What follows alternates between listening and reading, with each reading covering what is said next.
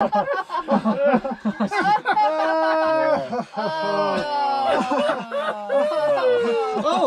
hello. Hello, my internet friends. Welcome to Walking and Talking, the show where I walk and talk. What to say? I'm glad you're here with me.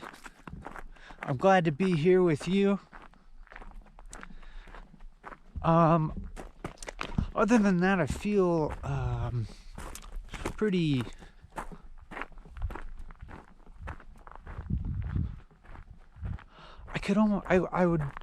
I'll say generally I feel pretty good.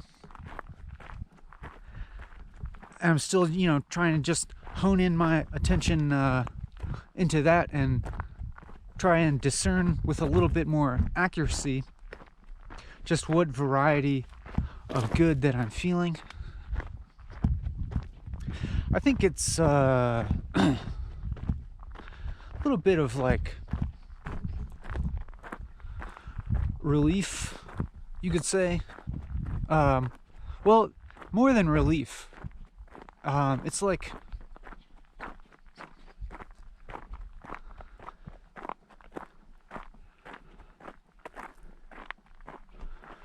some actual relaxation and enjoying company and enjoying things and activities and my surroundings.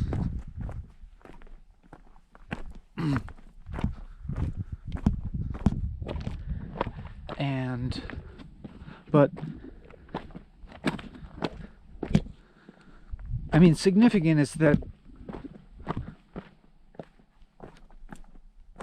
I get to be here with you through this mediation.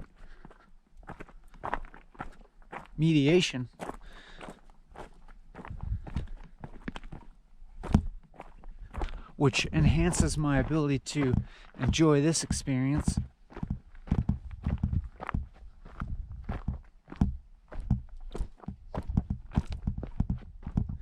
Although I feel a little bit of concern about you, about the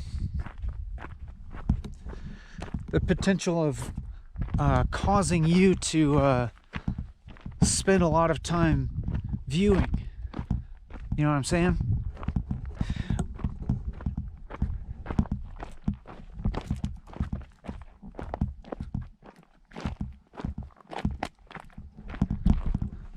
Like, I think that this media is maybe a good alternative to other types of media that suck you in more.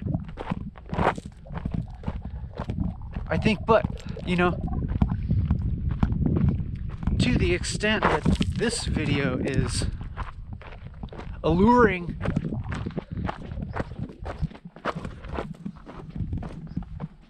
and captivating, then I feel some concern about captivating you.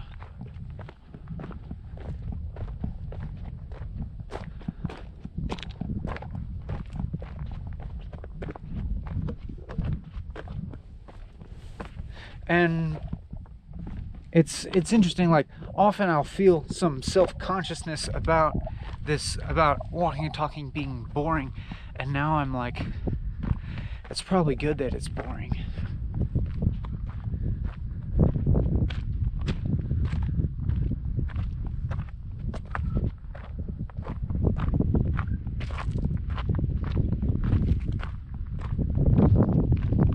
I mean, the ideal would be if watching it kind of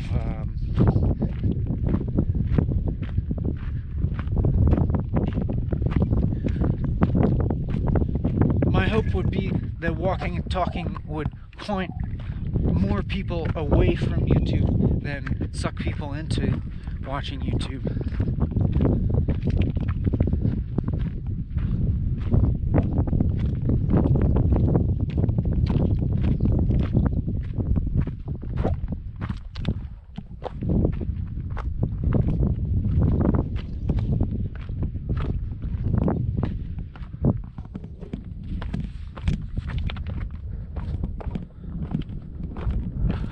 And that's based on my suspicion that watching large amounts of media doesn't contribute to your overall well-being, your sense of well-being.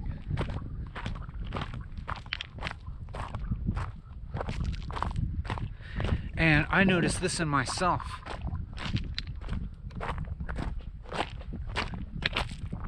I noticed that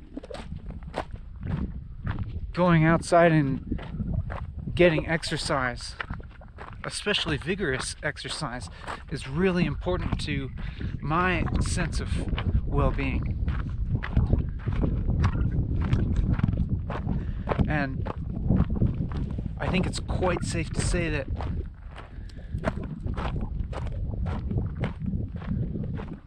that's pretty broadly applicable to people.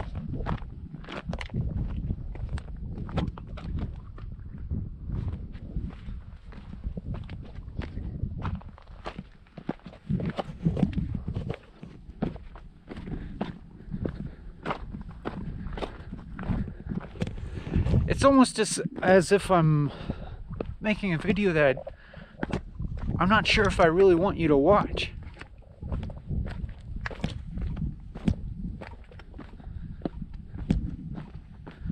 It's like right now, I would much rather for you to have an experience that's more like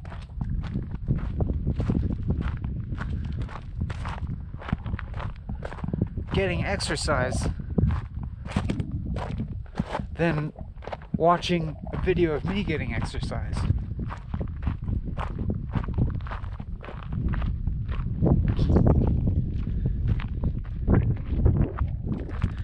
I think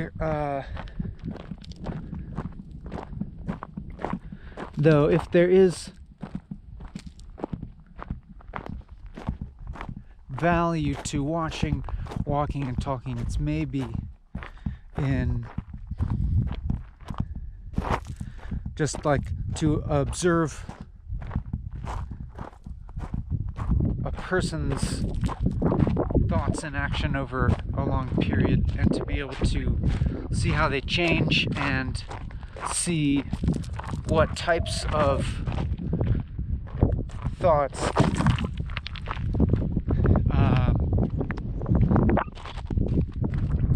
seem to contribute to positive or clear states of mind, and which ones seem to lead towards distress or unhappy states of mind.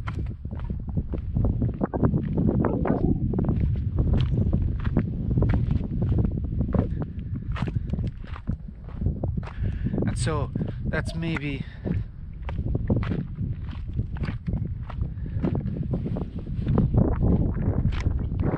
like, I don't know, like demonstrating things like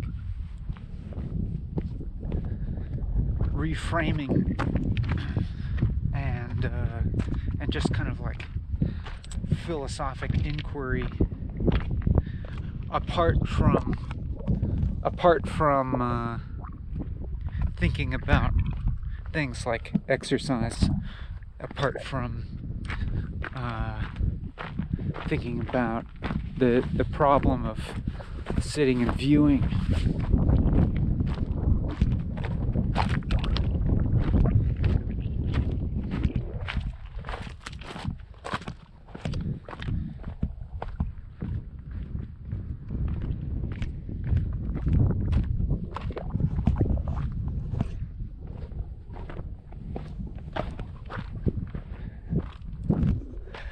So maybe when I think of the ideal viewing scenario for walking and talking, it would be during a time when you would already be kind of sitting somewhere doing something anyways, like doing some kind of work that some kind of work that you have to do that allows for extra,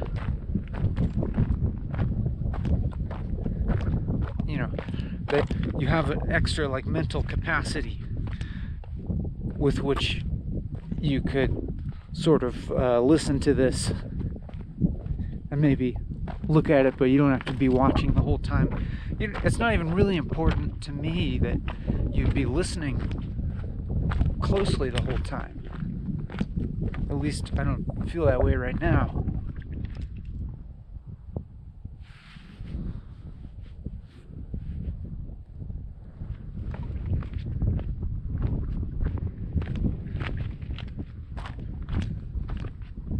Like I can tell you this story.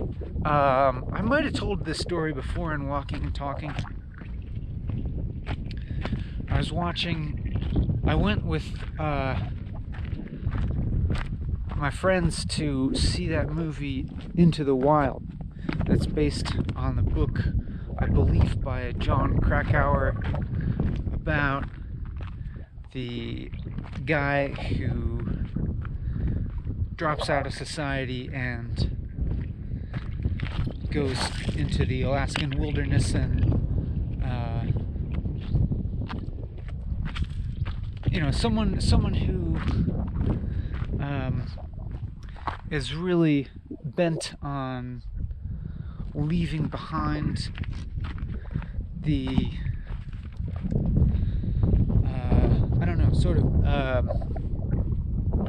mediated society and seeking something like direct life experience. And I was watching this movie, and about midway through, I just decided that it just felt strange to be sitting in a movie theater watching this kind of story play out, because it was a story about leaving behind exactly that sort of experience of watching a movie. And I had this feeling like, what am I doing sitting in a movie theater? Like, this doesn't feel like... It's like, I already understand sort of the, wow, look at that crystal. Whoa, look at that. That's fucking amazing. I can expect to be distracted by a lot of things on this walk.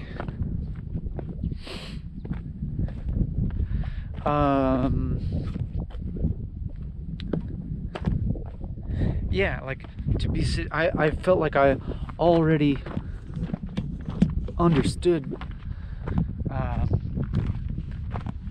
the sort of thrust of the story, and I thought like that, and it just reminded me of sort of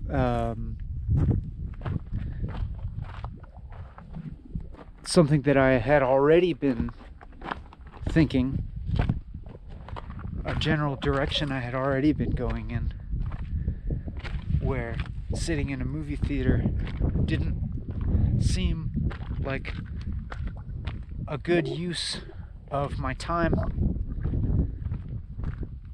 on Earth.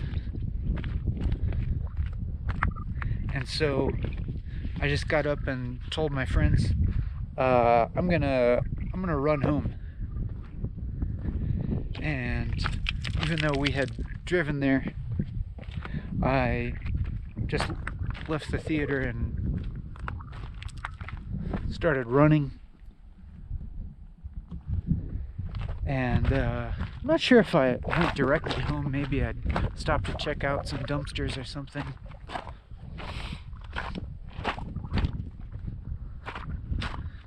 But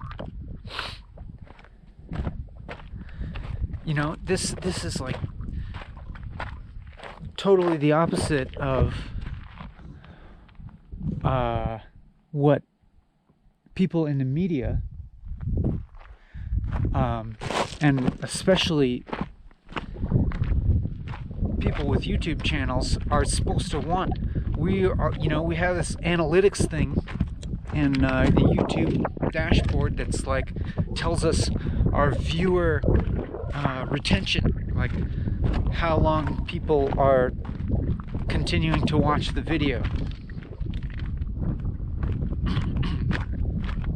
It tells you like how many people watched it for how long, like when people are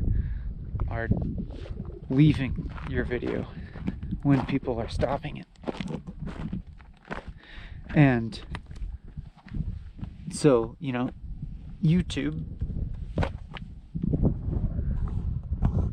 would like all its creators to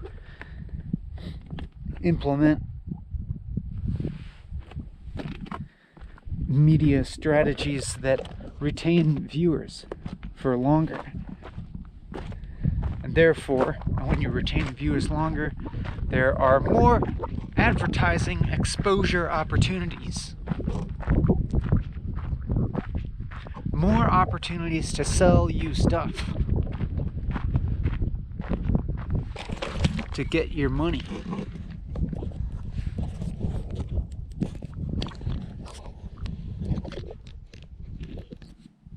And of course,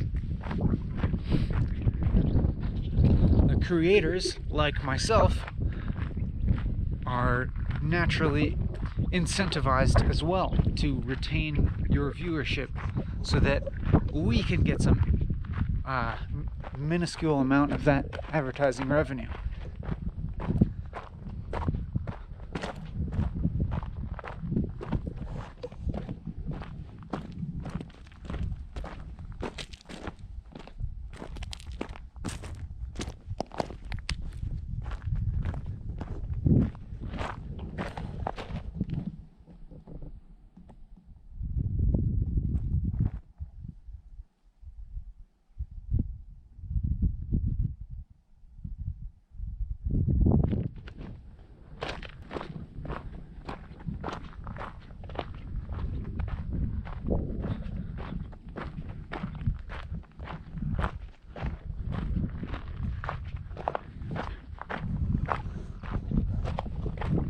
But right now, I don't care about retaining you, dear viewer.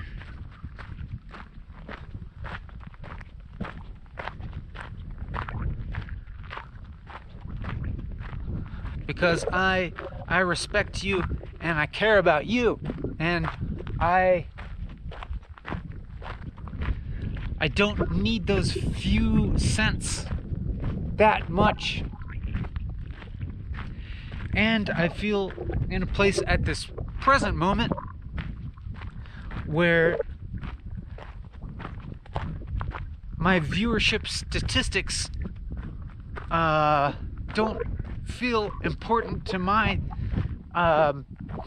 my feeling of significance and my feeling of being successful. And I'll admit that in some other times when I happen to look at my statistics, it's possible for me to fall into what YouTube and what advertisers and what our society as a whole wants from me, which is to increase views and increase viewer retention and to sell you stuff.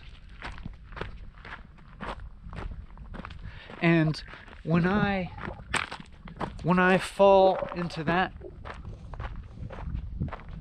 way of thinking, I feel really insecure and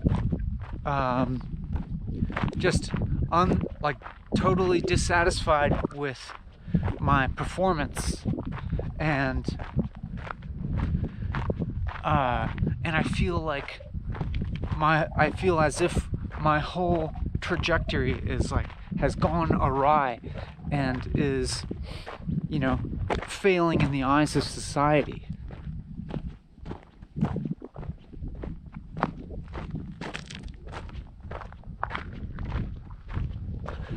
But at a moment like this, when I feel relatively unconcerned about that form of validation, and I feel emotionally healthy and bolstered up by the general other circumstances in my life, and probably also by maintaining healthy habits myself.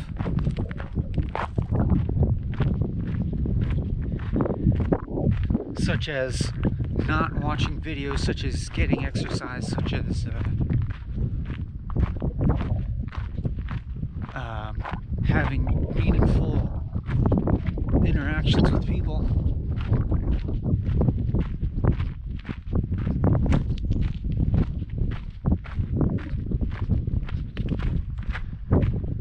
Then I feel I feel reminded of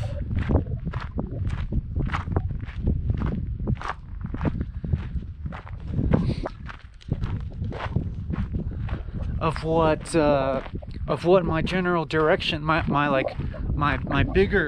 bigger overall motivation for creating media at all.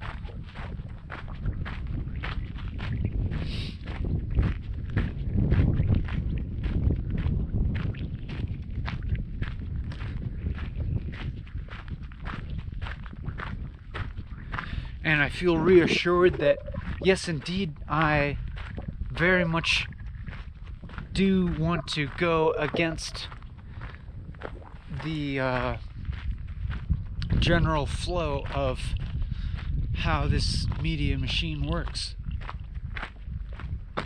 To go against the economics of it.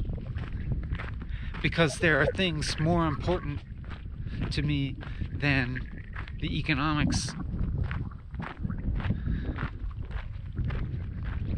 of this media platform.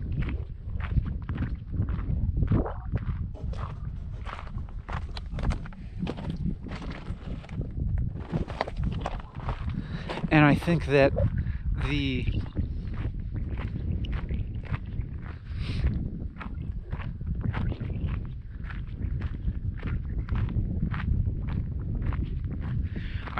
generally the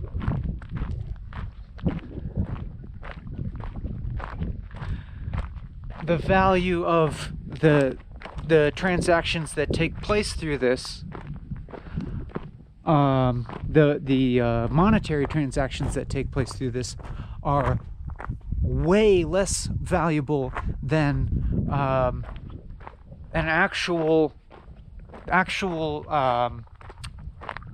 well-being that could be contributed to within this.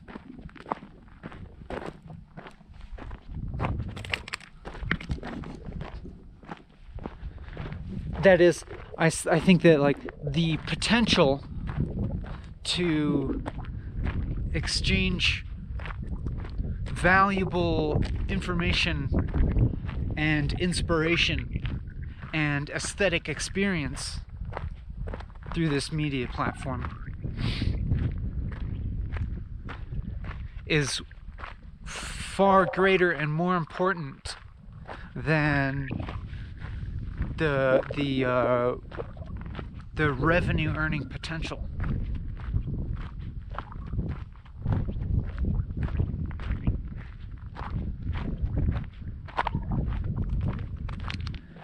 And at this moment right now, I feel like I really should demonetize. I really should demonetize. I keep going back and forth. I keep going back and forth between monetizing and demonetizing. And when I monetize, that is when I allow for ads to appear,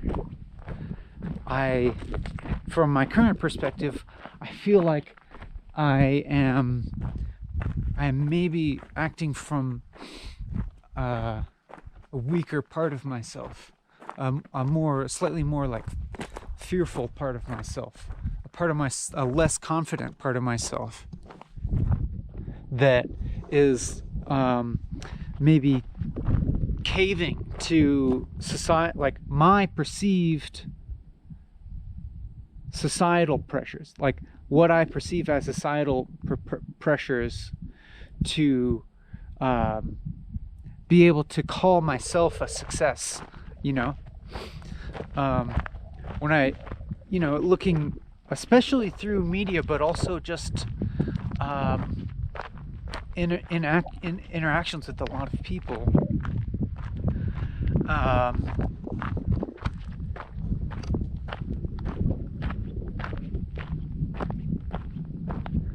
it seems as if like financial success is a very big marker or indicator of success, of like that you are a successful person, that you are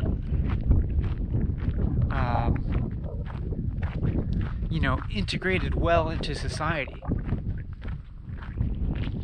And sure, I think like making money is an important and necessary thing for most people, or just, and not making money per se, but just to have a sort of security of resources for living, which in our civilization, money is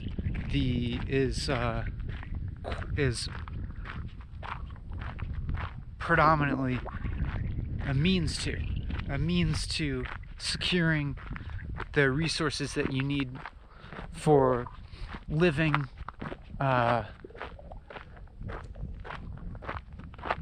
safely and happily and healthily.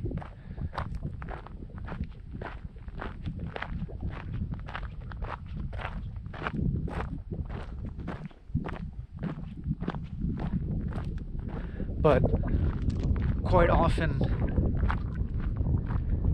it seems to me, and I am guilty of this as well, it seems that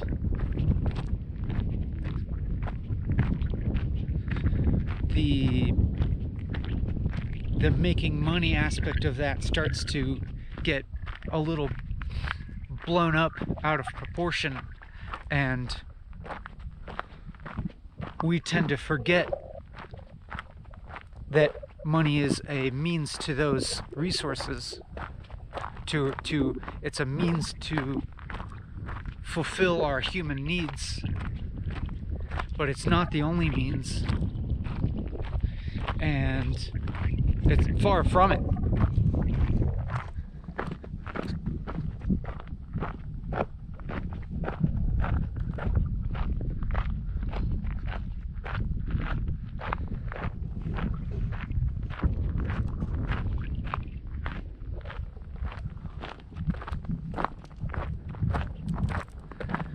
And sometimes the cart gets put before the horse.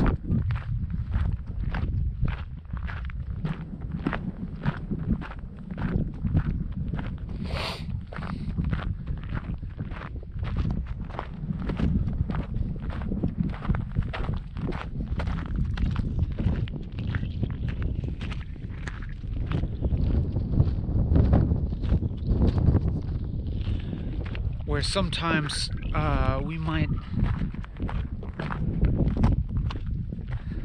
start to put this quest for money ahead of more direct pathways to fulfilling the needs of ourselves and the people around us that might be right in front of us, but we don't notice because we see this message all around us that getting money is paramount, is this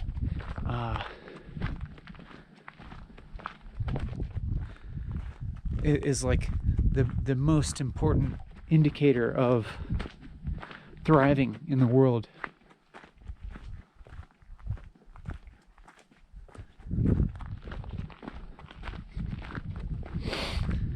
So I notice in myself in times that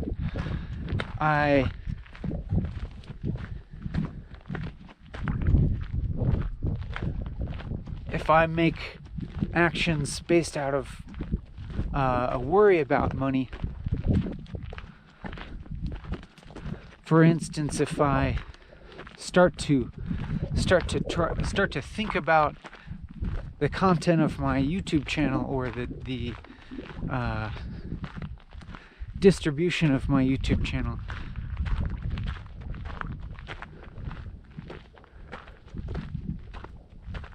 from a perspective that's motivated by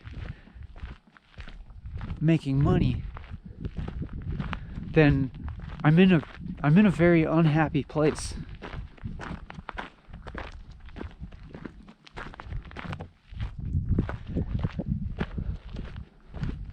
But if I am able to make my decisions coming from a feeling of abundance and generosity and a kind of faith really, that if I'm acting out of a feeling of generosity and care towards the well-being of others, that if I act from that type of volition, that things will work out fine. And when I think about it, that has been the case thus far.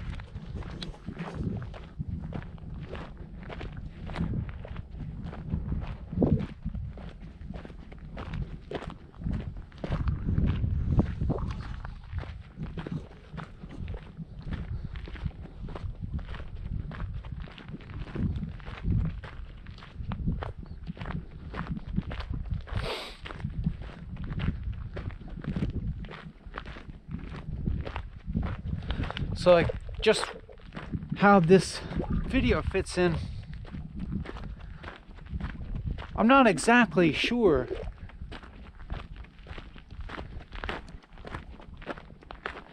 But it's a means to communicate with a lot of people. More people than I could really communicate with in this amount of time. You know, IRL.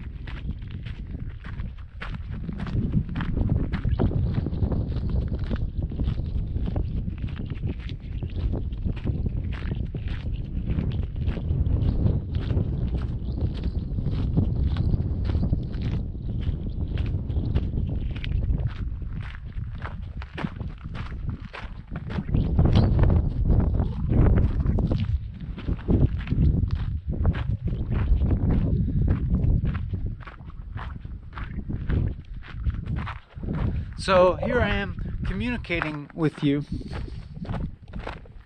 in a way where you were watching this video. And so what do I have to communicate to you that is important enough for you to keep watching? I don't know. It might be nothing. I mean, and in fact, in a very real sense, it is nothing. In a very real sense, I don't feel that I have anything important.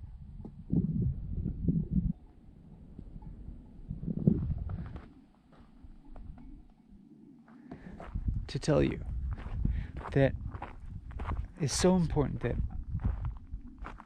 that I think you need to keep watching.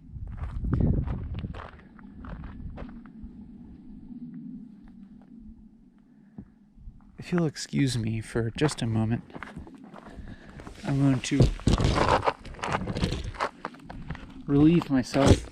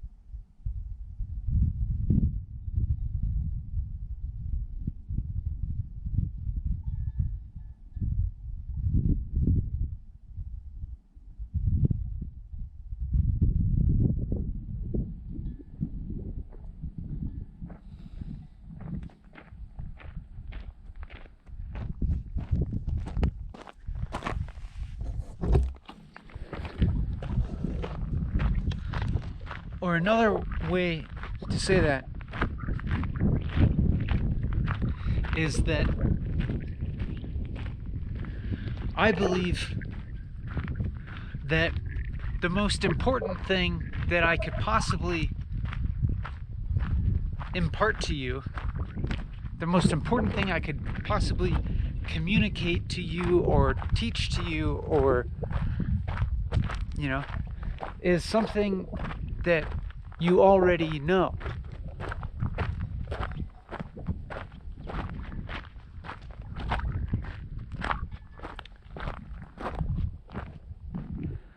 I think that you already know.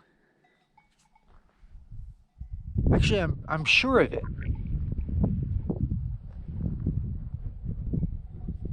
I know that you know deep inside you that there's something that you could do right now that would be really, the most important thing you could do.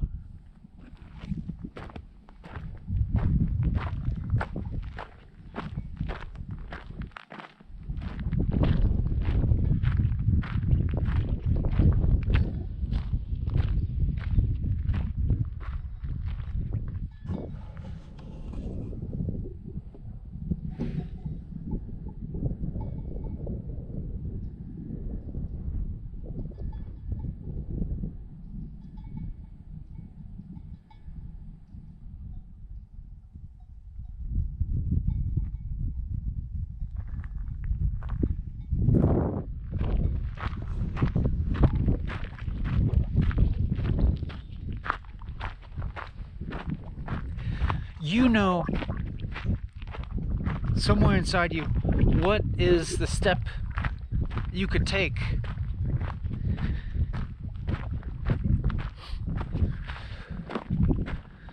for to feel more fulfilled in your life, to actualize yourself, to be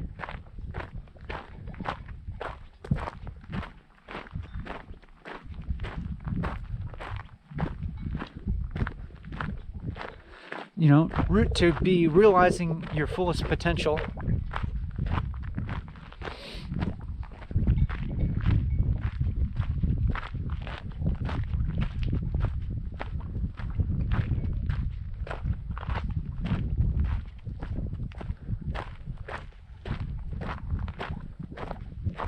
To like be living in a way where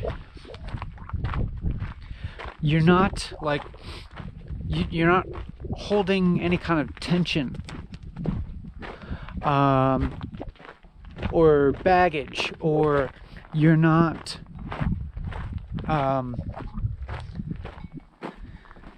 kind of like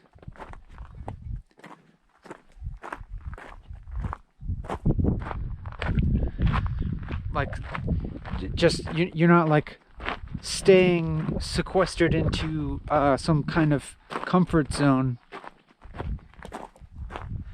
You're not distracting yourself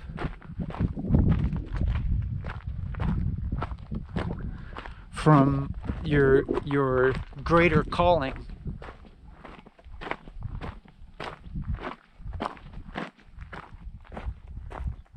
From doing what you're really meant to be doing. And what is it, what is it that prevents you from really going for the thing that you dream about sometimes?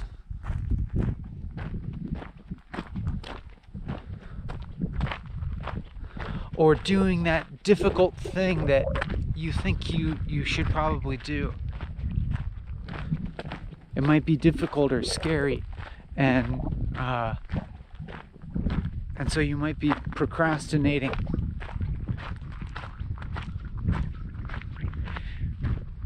And I understand the feeling, because even myself, I think I procrastinate doing a lot of things that I really should do. That would, I think that there are maybe a few things that I've been putting off doing, that if I were to die tomorrow, then I would perhaps regret not doing them. But if I just went ahead and did them, then I think maybe I would feel a little bit more peace inside of me, even though these things are very difficult and scary to me. I do know that I could do them. And if I do them, I think I will feel a little more peace inside of me, and feel like if I died, then I would have been living in the way that I want to live, and done everything that I wanted to do, and not die leaving a certain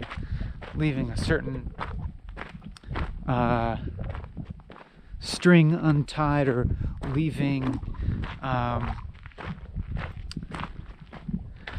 potential unfulfilled, or leaving something unresolved.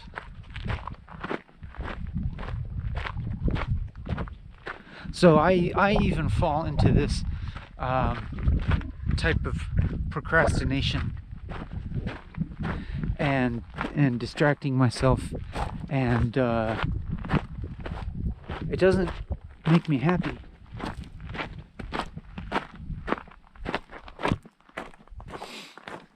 But at this very moment,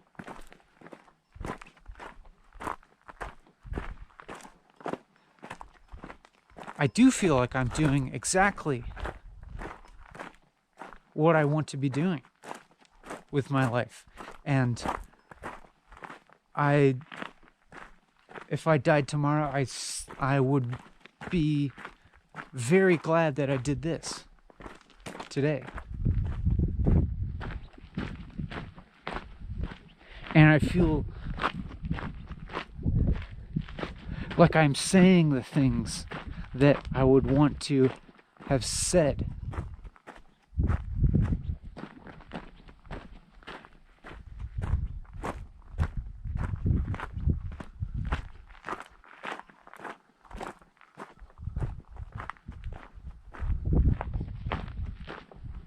So even though I tell you that you already know this, you already know what I'm talking about, and you know in your situation what really you ought to be doing.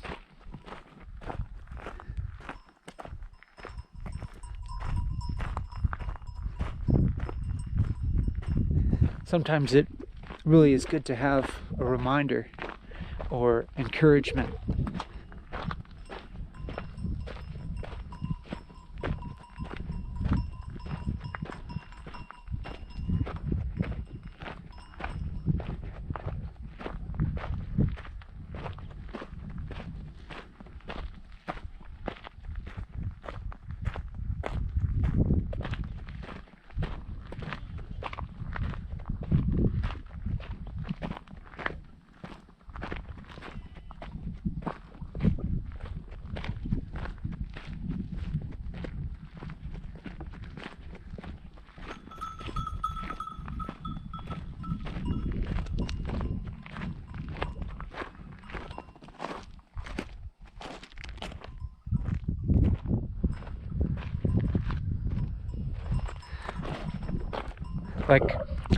So I'm just encouraging you to, like, whatever that, like, unsettled, whatever, if you have, like, these, like, unsettled, unresolved feelings, this, like, tension that you might be holding in yourself,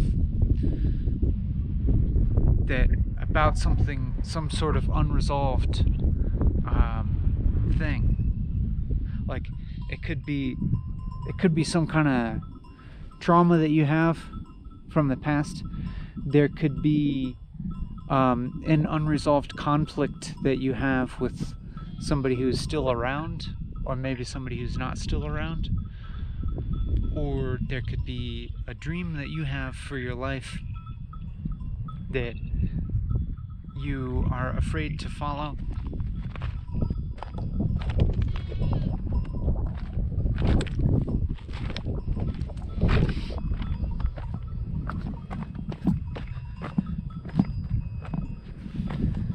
I'm just encouraging you to really dig into those things and excavate them and sort them out and resolve them in whatever way. And the resolution you might not know exactly what the resolution is going to look like, but I just urge you to jump in there,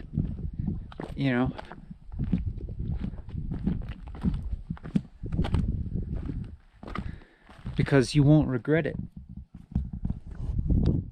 It might be scary, or probably will be difficult at times, but in the long run, I don't think you'll regret it.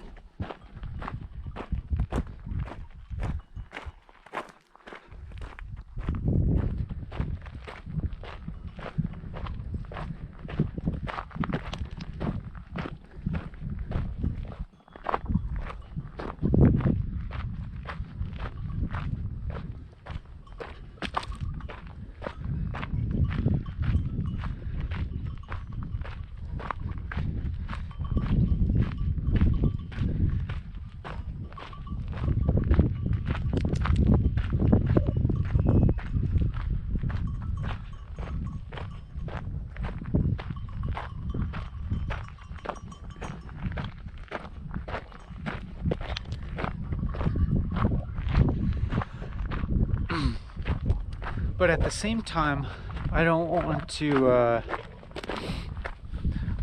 like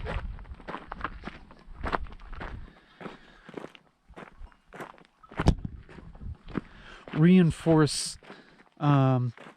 overly romantic notions of what a fulfilling life looks like.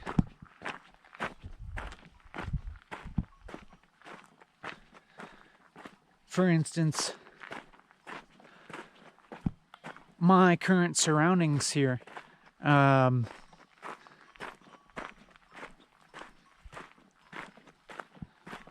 tend to suggest that traveling to exotic places and going on lots of adventures is what constitutes a fulfilling life. But I don't believe that is necessarily the case. And contrary to where I am right now, it's never really been something that I've sought out, or it's never been something that I've attached with to having a meaningful life. Like, and in fact, I've generally been pretty skeptical of a constant seeking for novelty and adventure.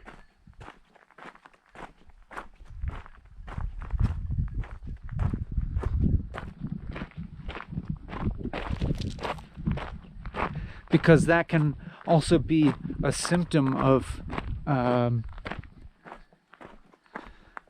constant, like, unfulfilled sort of desire, constantly, like, grasping, unsatisfied mind.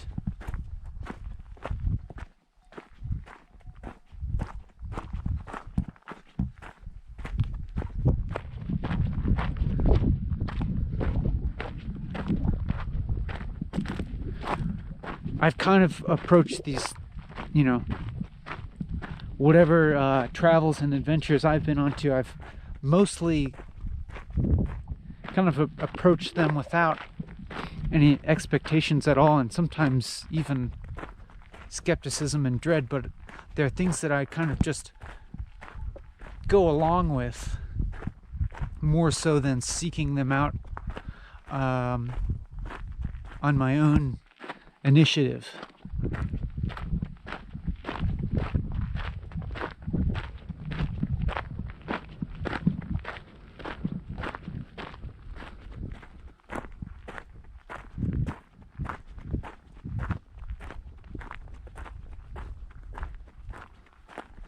And so, like, I approach these experiences without expectations for it to, provide me with any particular emotional experience.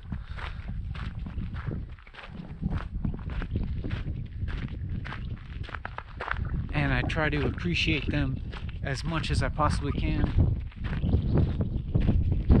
while I'm having them, and then to let them go when they're over.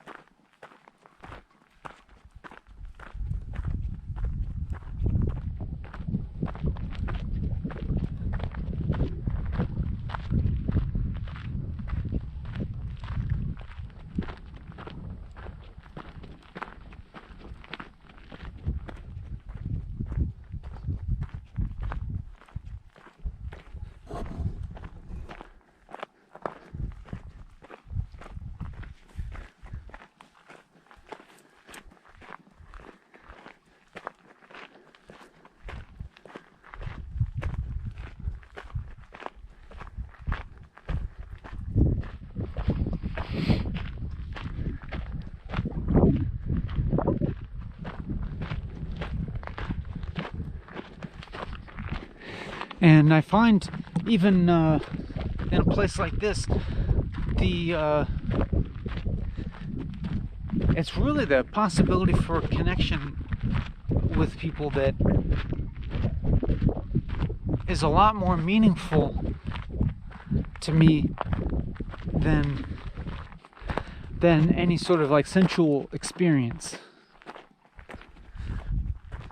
That is, like, the fact that I'm able to communicate with you this way right now is way more important to me than just being here.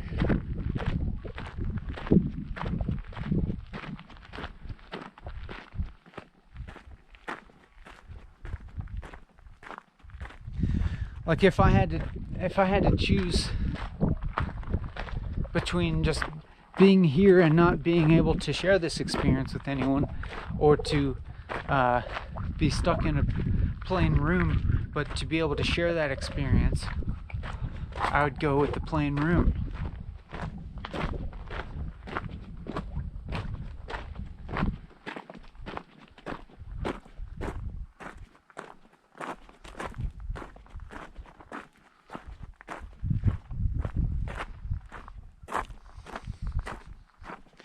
I mean, I guess that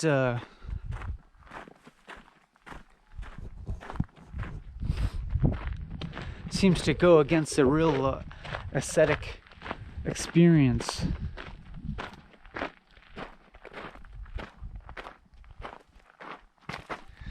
The real aesthetic spirit, yeah.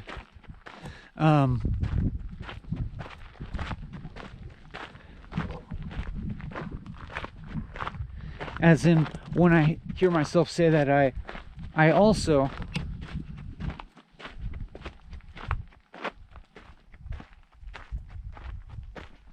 don't want to be, overly dependent on always being in company,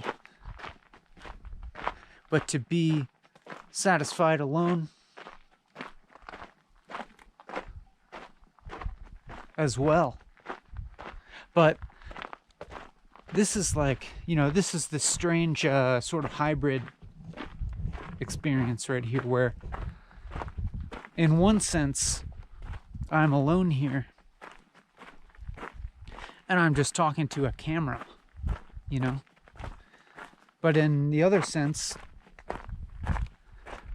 I'm talking to you, and you are sharing a mediated version of this experience.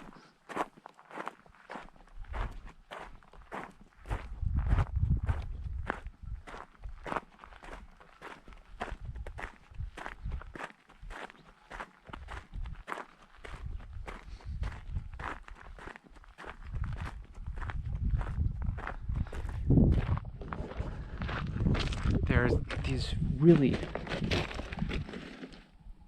phenomenal huge crystals, and they're just abundant.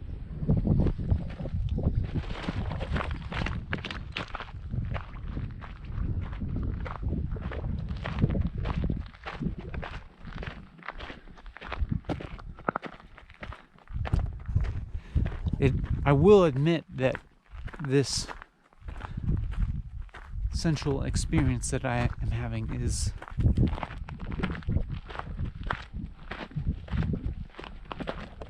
quite awe-inspiring.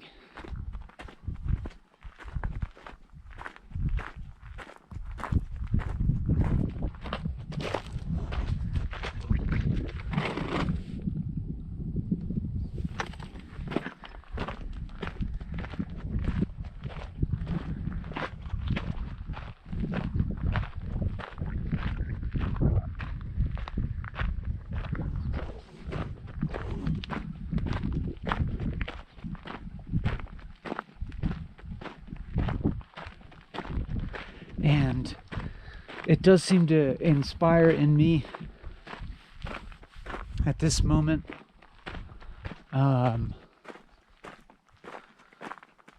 what I could describe as like an open-hearted feeling.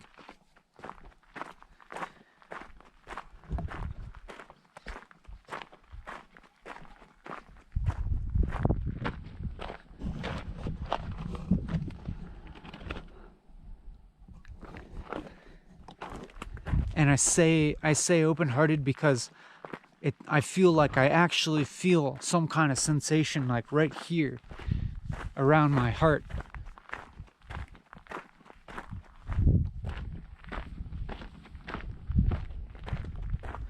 And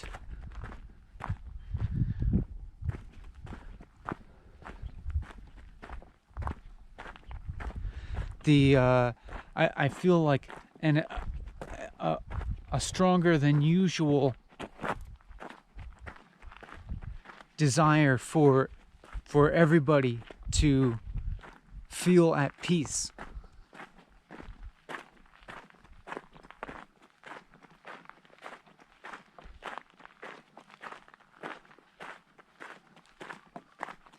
And it comes from my own experience of, you know, feeling just this vast, having this like huge variety of emotional states.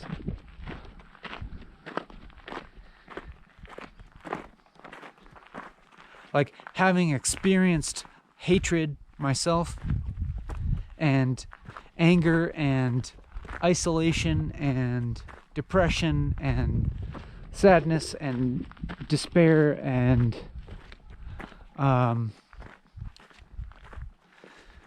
greed, and envy, and pretty much I can't really think of a negative emotion that I haven't felt in my life.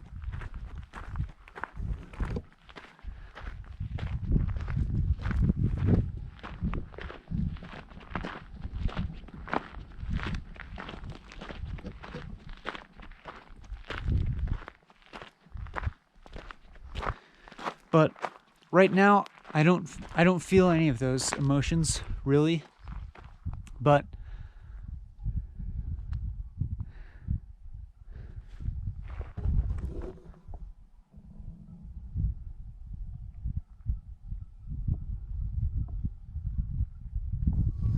other than perhaps like a certain feeling of maybe something like remorse,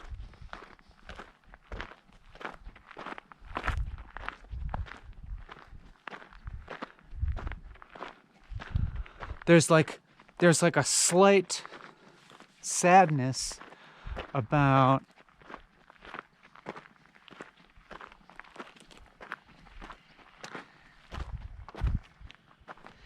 that's just kind of related to knowing that I've experienced these things, and that so many other people have and do and are experiencing these negative emotions.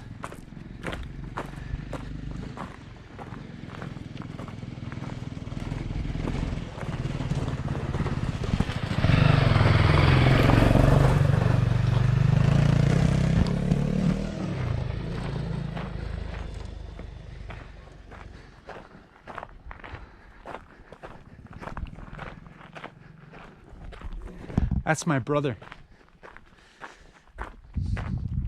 One of my brothers.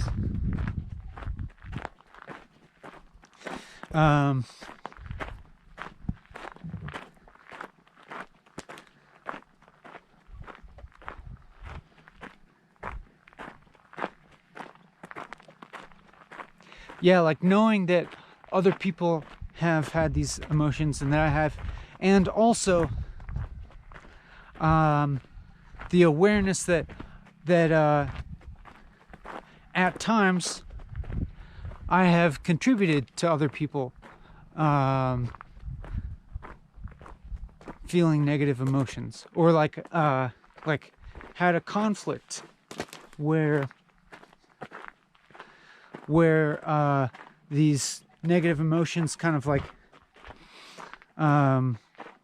took hold in kind of like simultaneously and in a sort of feedback loop between me and another person.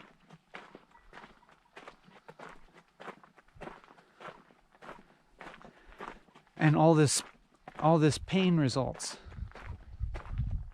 for me and for the other person.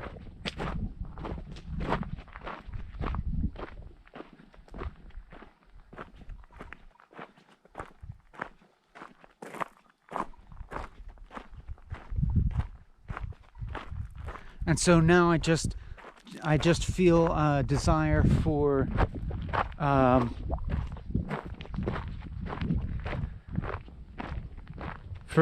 neither of us to have any of that pain.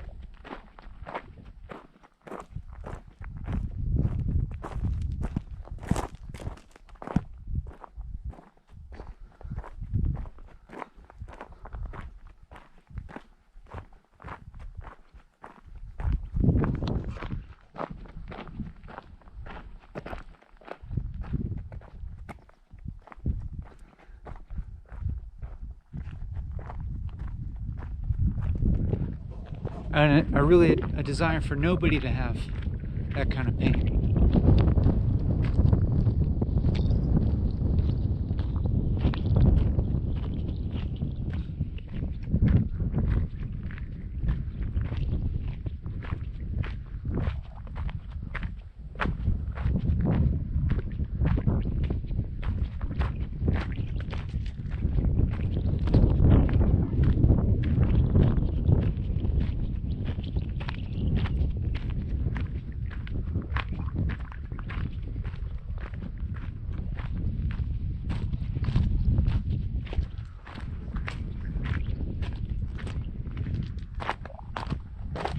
And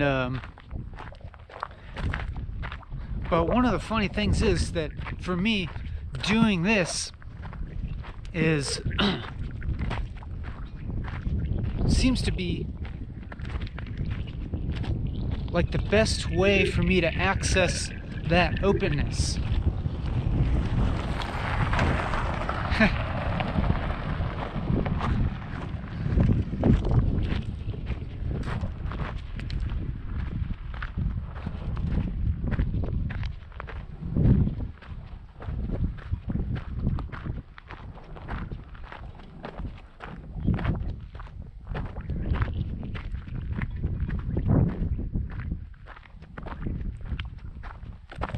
And it might just be, I don't know if I'm sure it has some to do with making this public in a way, making my thought process public, and it may also have to do with just the regularity of this framework of repeating this practice. I think both of them contribute.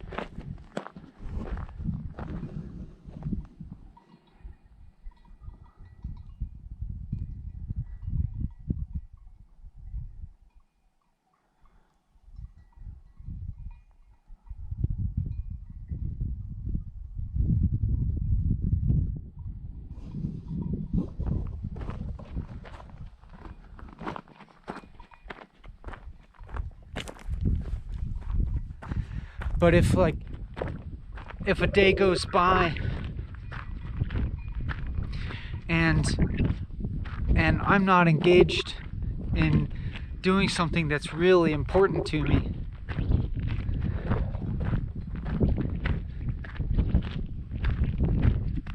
then there's a strong tendency for some of those negative emotions to cloud my understanding and just put this kind of cloud of turmoil around me.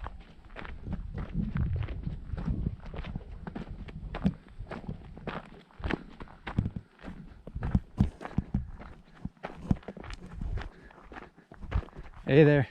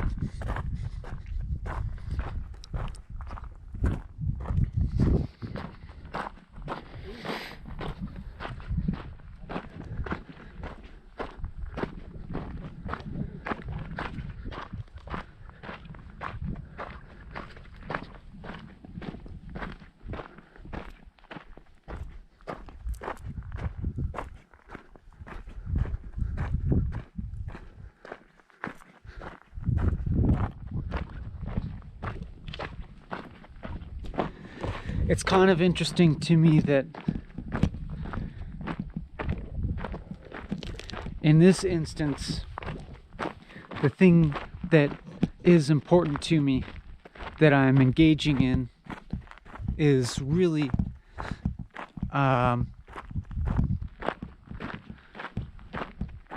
this connection with you, or this sort of potential connection that's like available for you. This this media that's gonna sit there on YouTube for whenever you want to access it.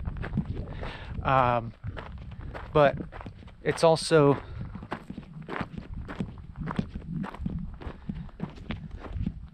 it's for you here now, is who this is for.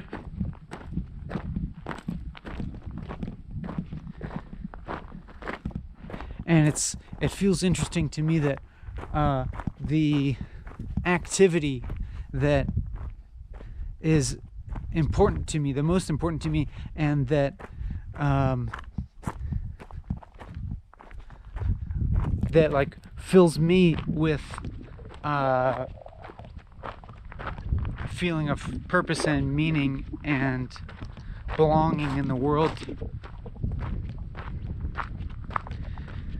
is to communicate to you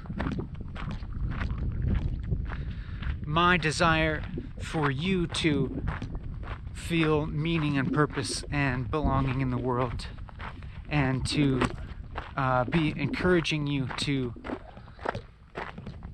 do the things necessary to find that, to foster that.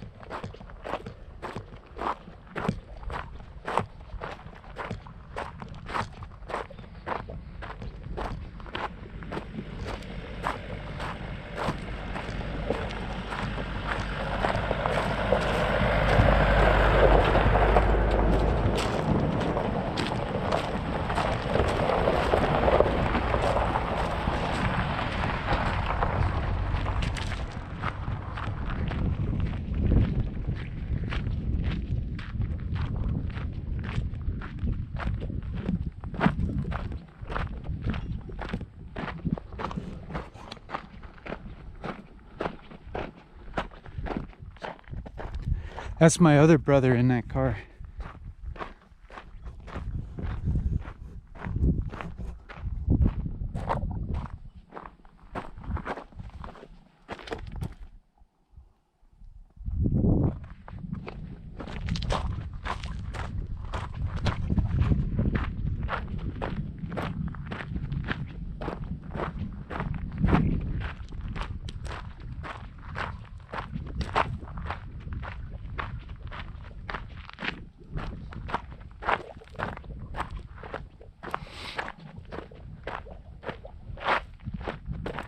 So hence a very long YouTube video.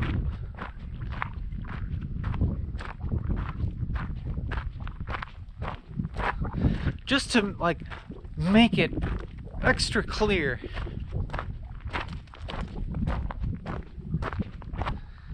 that the answer for you isn't really here inside the YouTube video.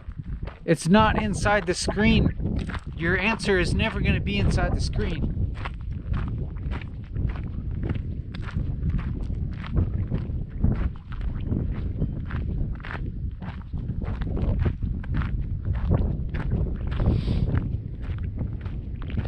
I mean, maybe as a stimulus, as a vector of some kind of encouragement and reminder, and just like maybe just enough sort of like digital companionship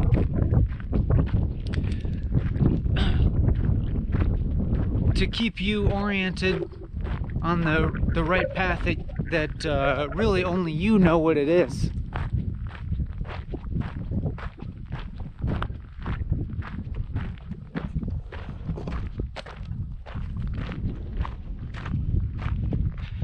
I just want to encourage you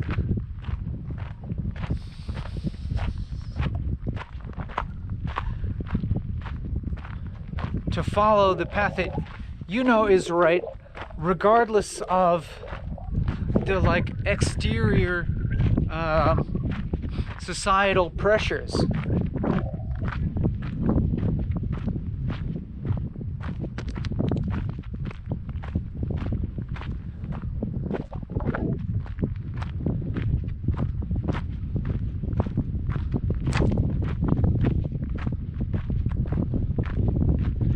I mean, that doesn't mean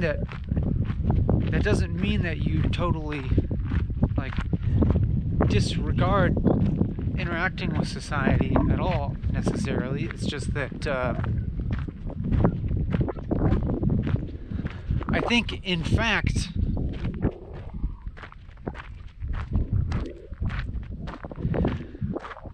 for you to follow your deepest wisdom, to let your deepest wisdom guide you, is in fact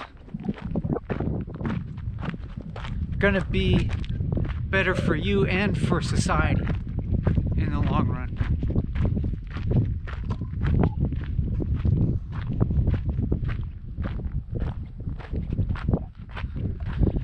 Because, you know, there's so much coming in. There's so much information coming in. There's so much, there's such a variety of, there's so much activity and like so many different emotions flying at you. There's a lot of stuff to really like, there's a lot of stuff coming in through your sense organs that can really have kind of a negative effect on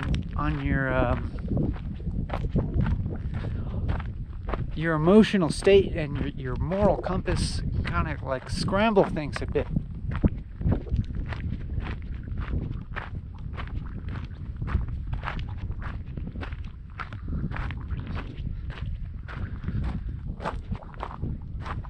So I'm not just making like a series of like, you know, couple minute long videos that are promising to fix your problems. There's no, you know, quick fix. There's no like quick like knowledge that you don't know already, that's gonna like suddenly fix everything for you.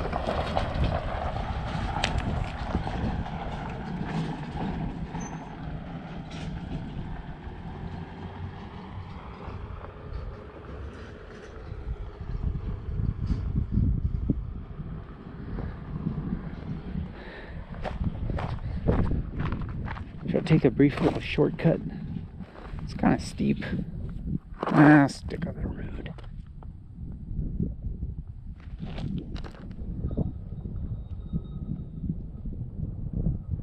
And I'll take the shortcut. I might have to do like sliding. Whoa! Oh shit. I'm gonna get fucked up. Okay. Whoa! I'm gonna tear holes in my pants and lose my wallet. Let me make sure I don't lose my wallet.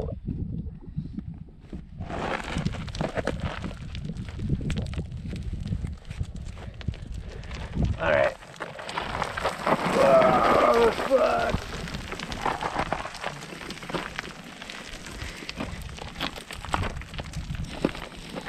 Whoa.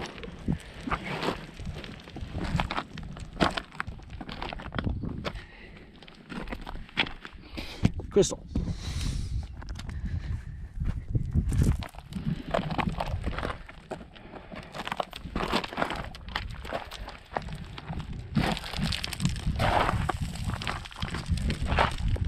It's like, in fact, like, just by the you can, as demonstrated by the sheer volume of walking and talking viewing that is available to you, it should be apparent that the potential amount of guidance and wisdom for you to seek out from the outside is limitless. That is, there's no end to the amount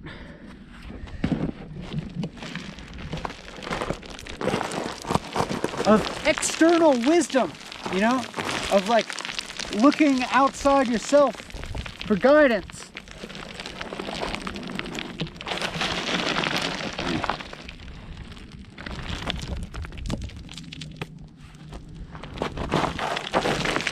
You know, you could keep.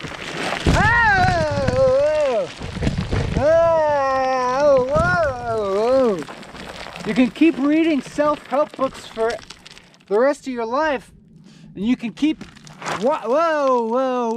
watching.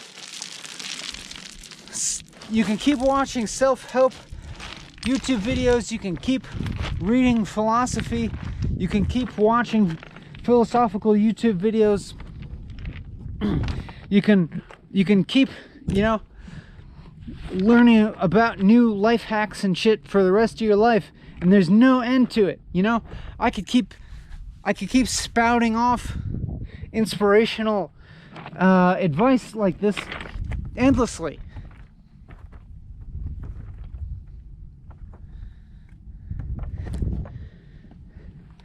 And it doesn't really get you anywhere. At some point, you gotta like realize that you have everything you need within you to do exactly what you need to do in life and to lead a meaningful life. At some point, you can stop. You know, you can stop like looking for somebody else to tell you how to live. I mean, I'm pretty guilty of this. I like can't seem to stop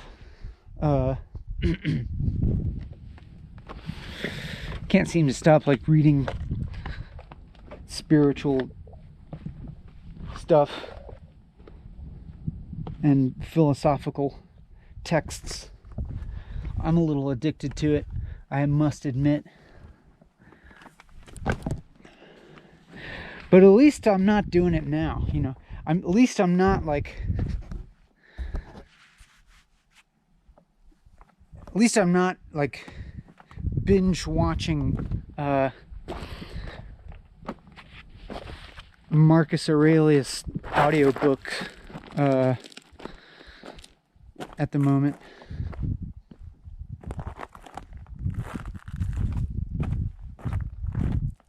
At least I'm doing something at the moment, even if I am perpetuating the cycle.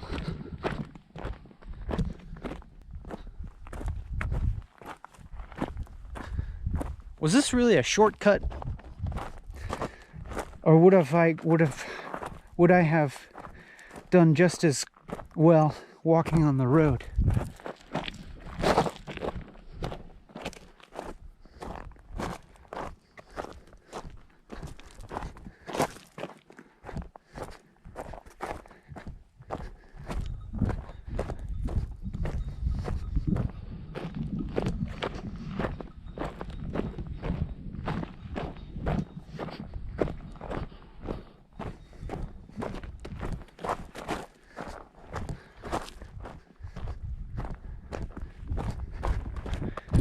fun anyways.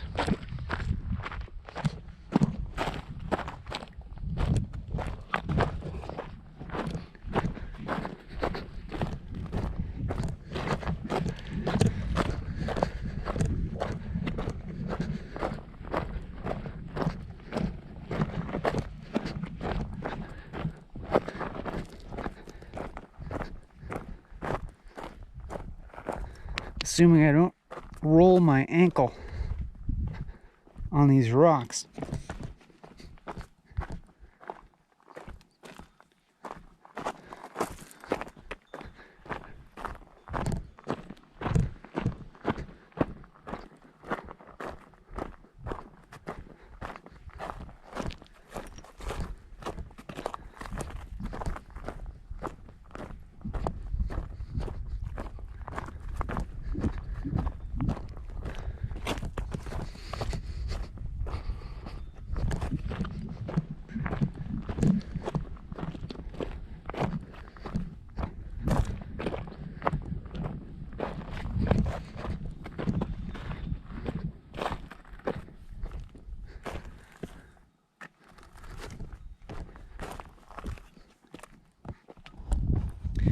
But, you know, that's why I feel all right about this video being so impenetrably long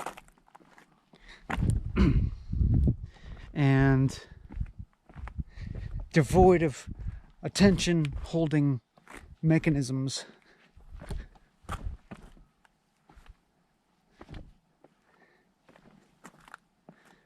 If you get, you know, quote unquote, bored or inspired or something, and get off of YouTube and go move your body or something,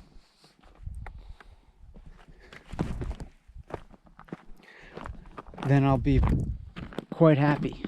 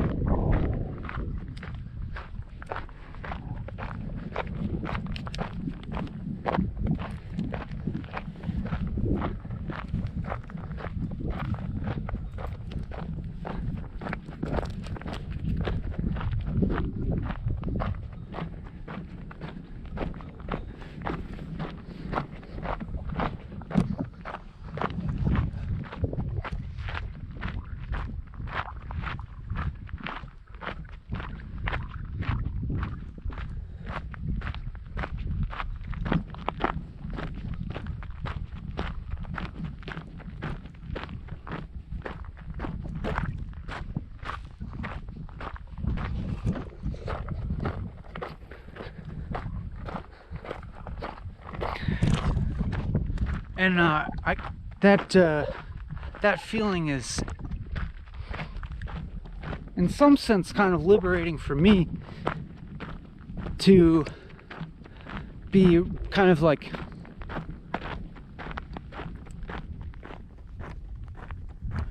happy with the idea of you turning off this video and going to do something else.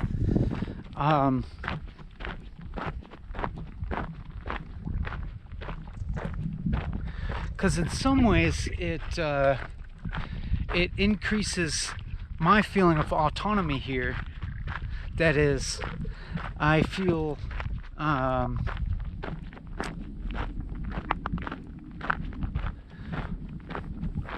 like more able to speak from a place that's as if I'm just alone here, speaking to no one.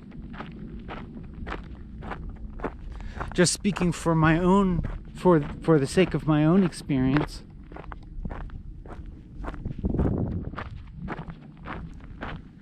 but paradoxically, it feels like when I'm coming from that place, I'm actually able to be more generous in a way. I'm able to speak more authentically and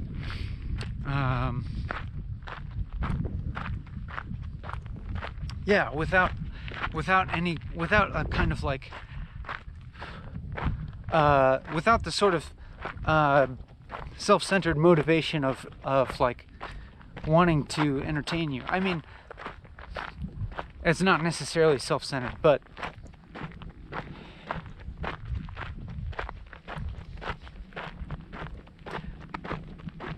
like without needing affirmation from you.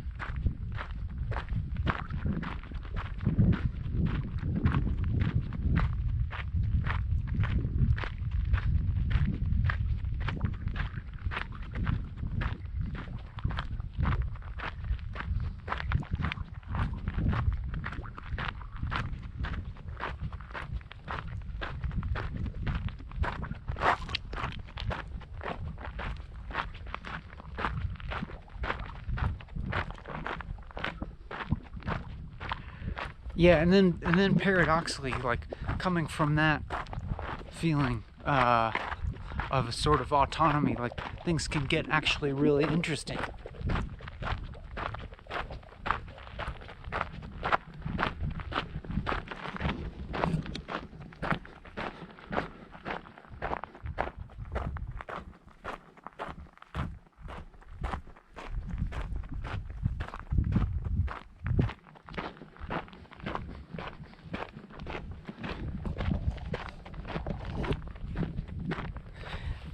But simultaneously, I still like the fact that you're here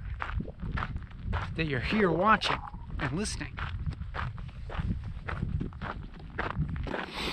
Like the fact that you've gone through all this, the fact that you're at this part of the video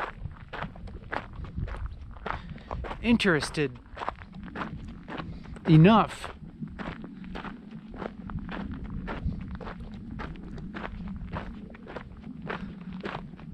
feels really exciting to me.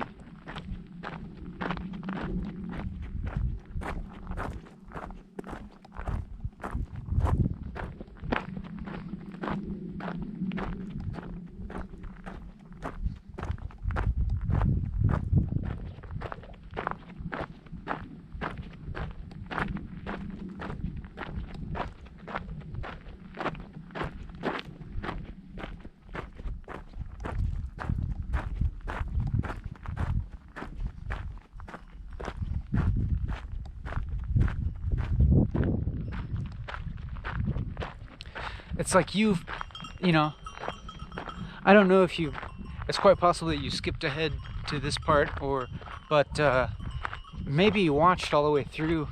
Either way, it's fine.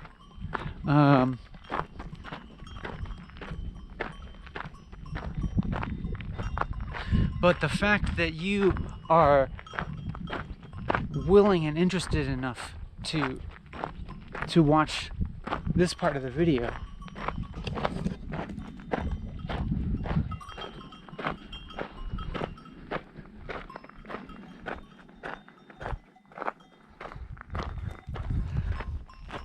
gives me this feeling like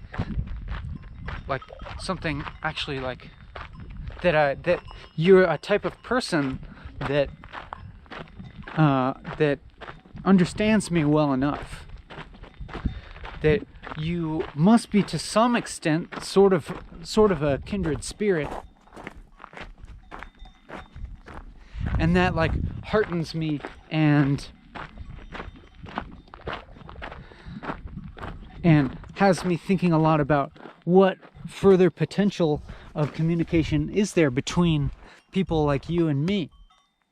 Look at these betas. Oh yeah. Look at these crystals, man. I just like, where I live, you never find shit like this. And it's just all over the place here.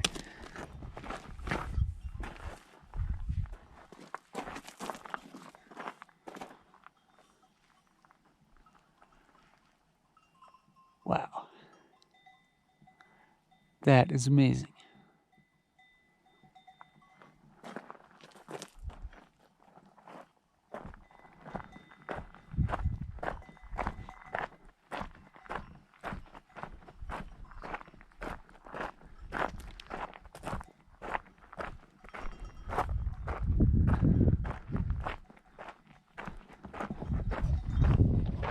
I mean, if you're willing to stick with me this far, like, where else can we go here, you know?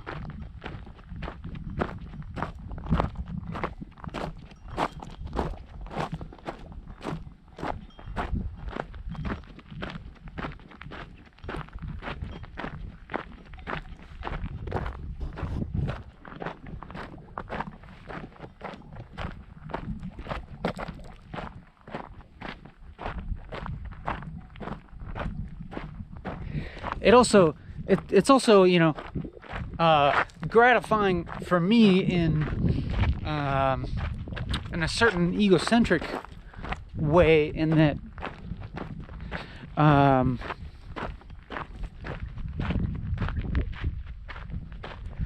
I get to kind of insert my thoughts into your brain and perpetuate aspects of my own personality beyond my body.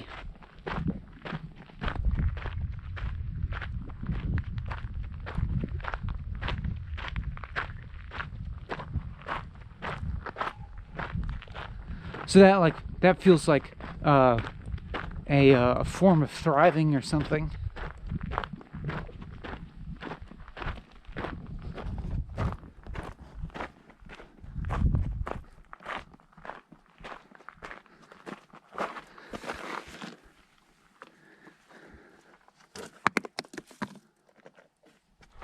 Look at that.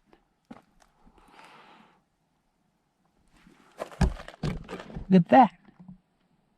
What? Insane. Also, listen how quiet it is.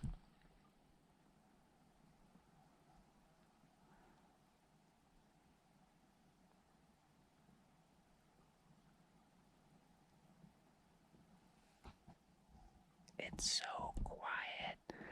Listen to how quiet it is.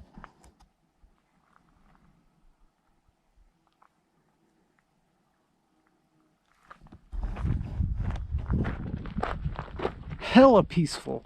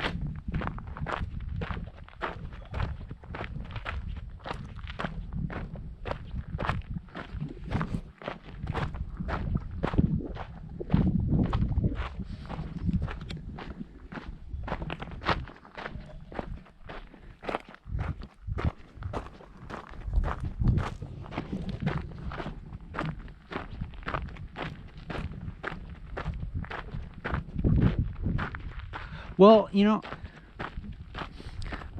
since I have your attention, or maybe I do, and I have your time, what do we do now? It seems like I've said what's important to say. I kind of feels like, which, just to recap, has basically been saying that that there isn't that much important to say. Jumping, Jehoshaphat, look at that tree. That has to be like 1,000 years old or something. Some kind of juniper. Some kind of juniper or cedar.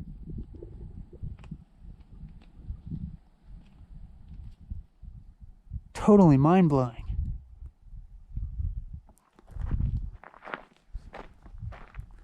And then look up there, on that mountain where it's bald. We started up there where there's no plants. Now there's starting to be some of these like cedar trees, so gnarled and thick.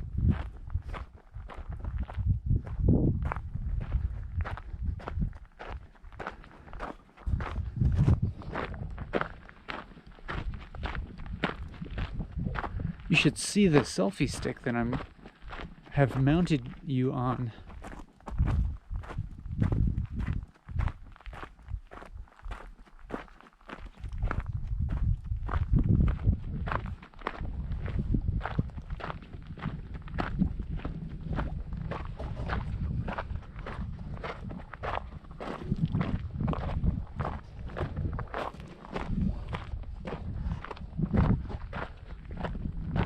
So now, you've heard what I said already in the video about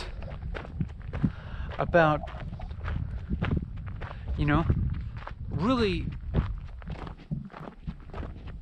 ceasing to procrastinate, to do the things in your life that are really the most important things, that if you were to die tomorrow, what would you regret not doing today? And what are the things that if you were doing them, you would be free of any sort of like anxiety or worry about not being the person that you most want to be.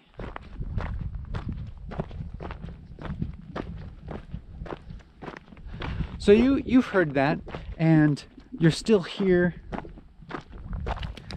listening and watching. And my sincere hope is that if you are here watching and or listening,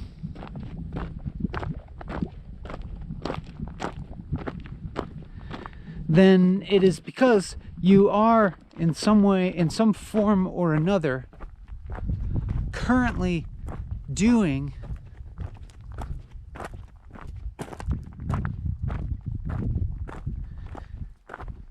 something that you feel is important for you to do. And like I said, I don't want to convey some kind of romantic notion of what is meaningful in life, because quite often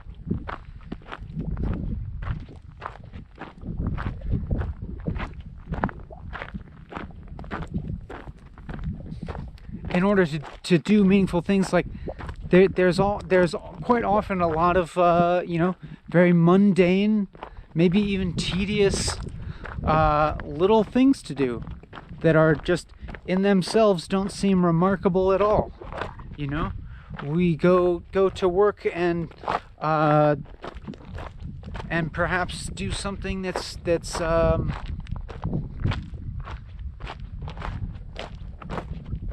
that seems quite quotidian, or quite everyday, normal thing to do. Like if you are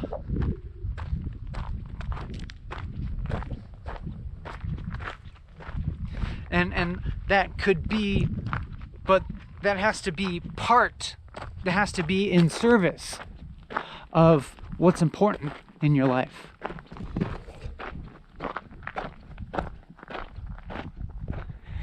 Ooh. that is a vista. Let's just do some panorama right now. Criminy.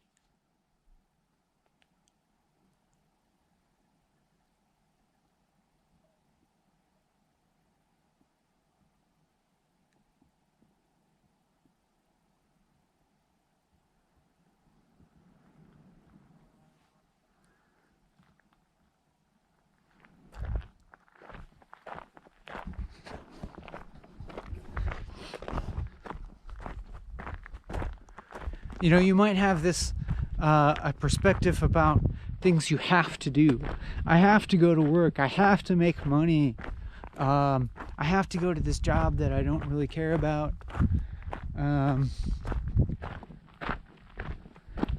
You know, and then a number of other things that you just feel like you have to do.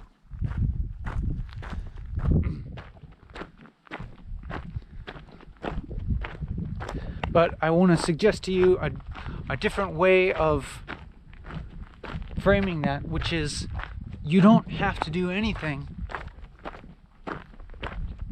but you are choosing to do those things. You choose to go to work every day because you are preferring the outcome for your life that happens when you go to work every day, as opposed to the alternative.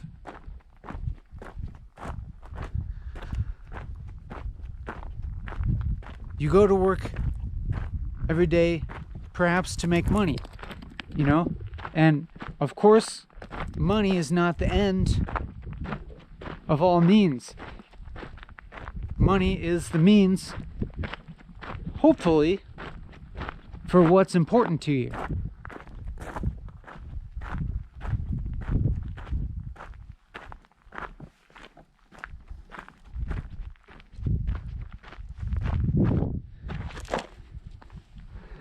Little crystal. That's kind of nice.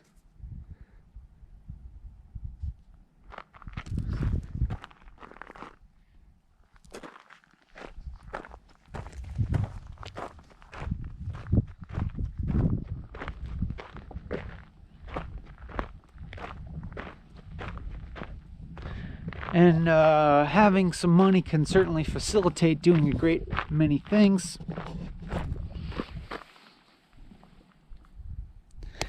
For instance, I spend some money to do walking and talking.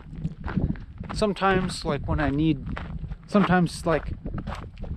occasionally I have to buy a new camera, which is kind of expensive, or a new battery pack, or new memory cards, and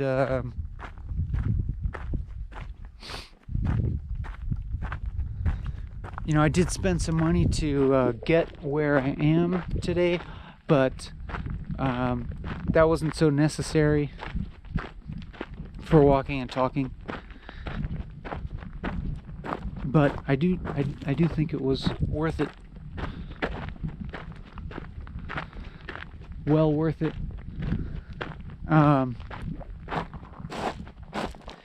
But I am not under the illusion that if I had barely any money at all, that I wouldn't still be able to live a meaningful life. And I feel very fortunate to have had a lot of experiences that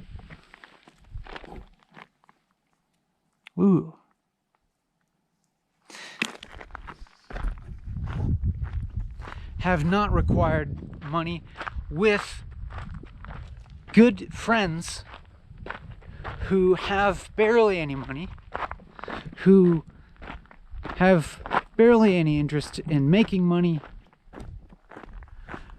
but who nonetheless live incredibly meaningful lives I mean, to the extent that there is, to the extent that you believe that there is meaning in life at all, that's a whole nother debate. But certainly,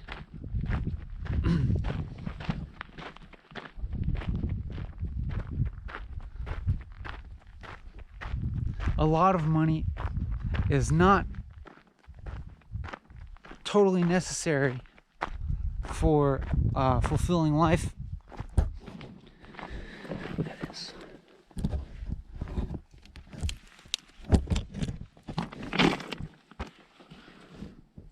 Wow.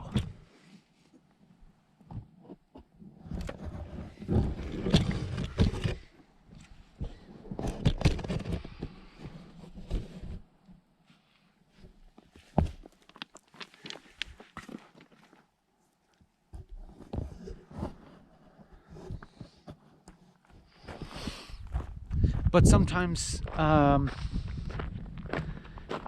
maybe it's the case that you maybe need to.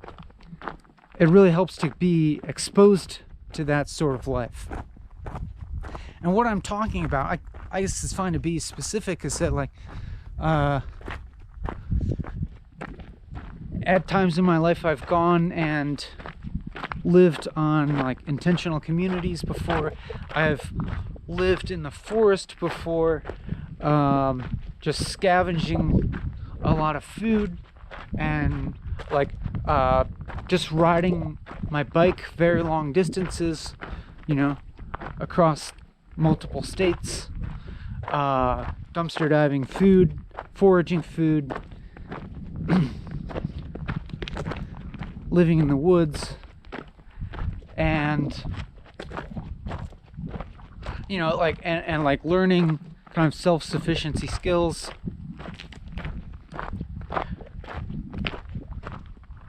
and learning that sort of life it didn't feel like a sacrifice.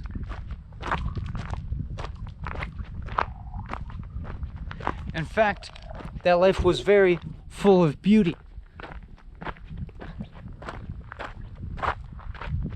and joy.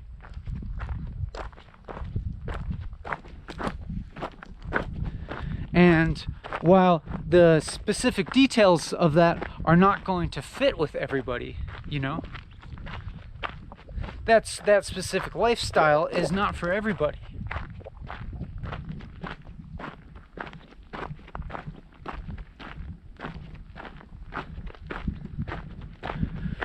But I do have a feeling, I have actually a strong conviction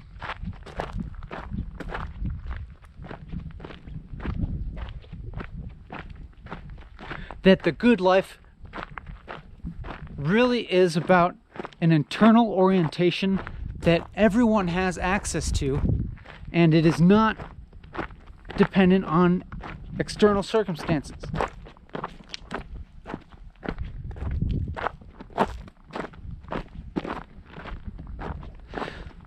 But then, there's another perspective, though, that's like, well, it's like,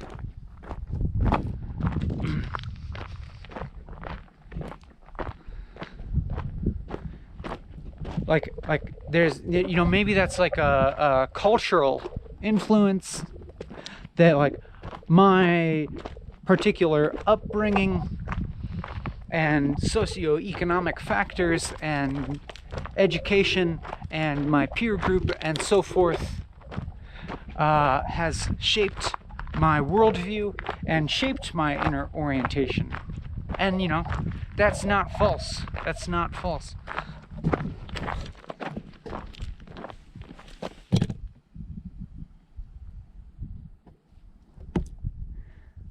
Amazing.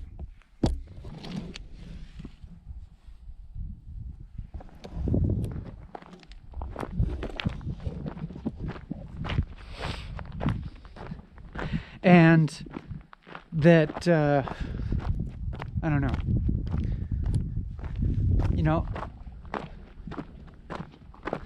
my cultural, social, socioeconomic, educational background can be said to determine my value system.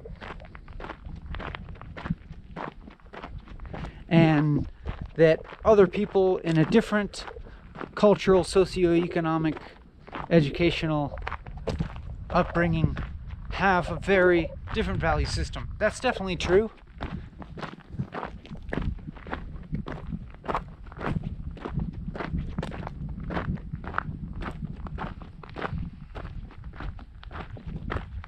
But I would still say that beneath the particular values,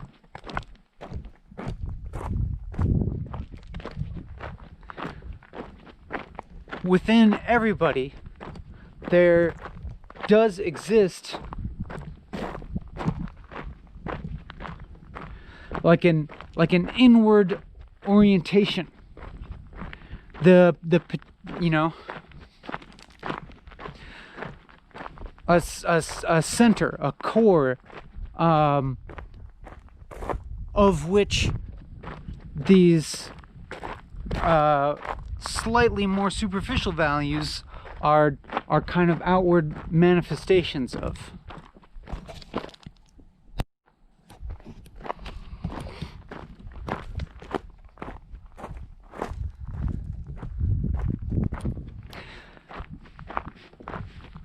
And these like, so like what we can describe as particular values may actually be kind of like the way that the soul, the core, the center of morality, your most inward compass of wisdom interfaces with the world around you, the environment, the social environment, the cultural, economic environment around you.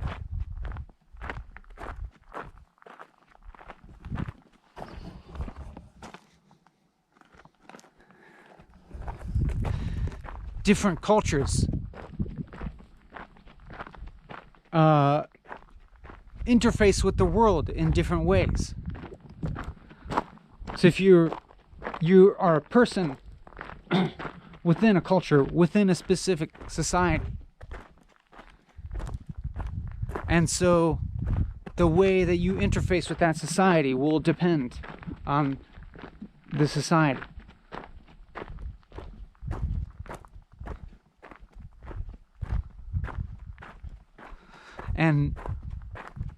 And so like the particular values are like, you know,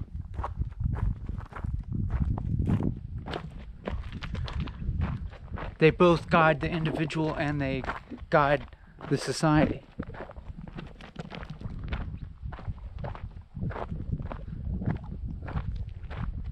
But I guess and so, you know, there's differences in value, of course, between cultures, but I feel like at the core of it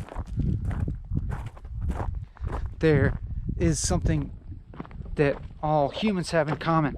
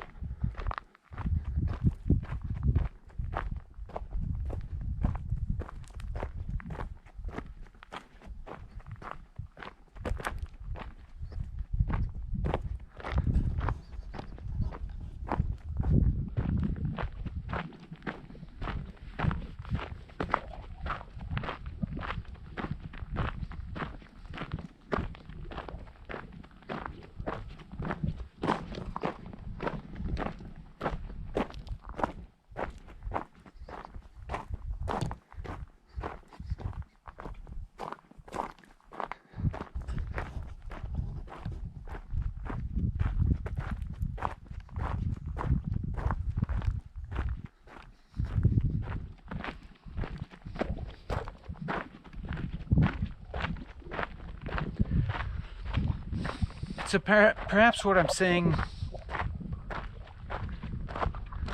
is something like it's important to stay connected to that core.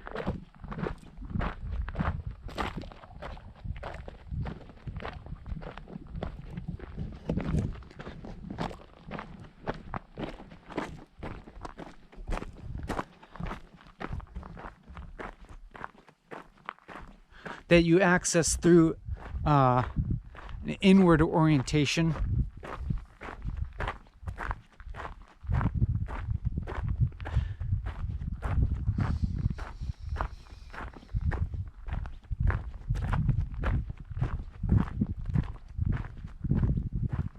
I don't know. Maybe inward orientation isn't the right way to say it.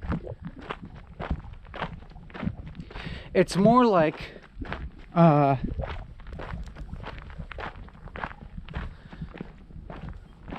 staying aligned with the deepest wisdom, as opposed to the more surface level and ephemeral urges and whims and pressures. The ground is all sparkly with crystals.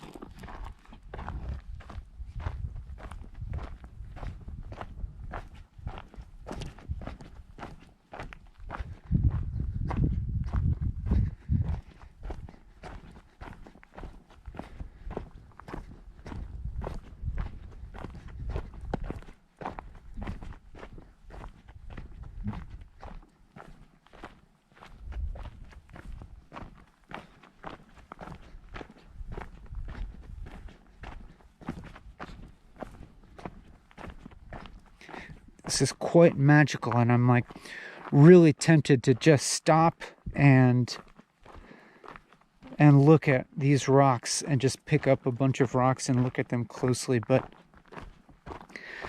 I need to keep moving along swiftly if I want to get off of this mountain before it starts getting dark and cold.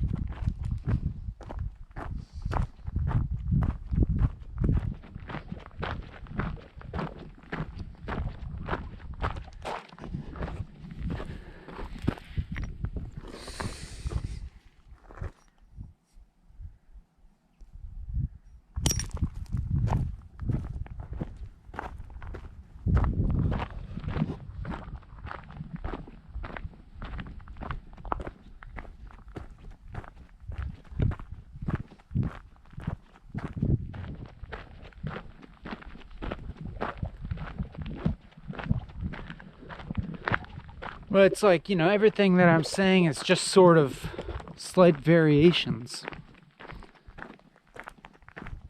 on the same thing, which is essentially nothing, which is essentially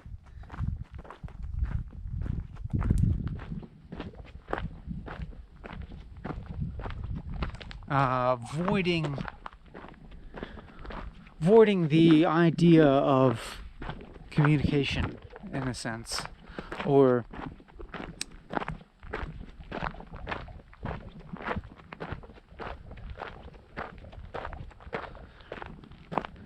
like continuing to tell you that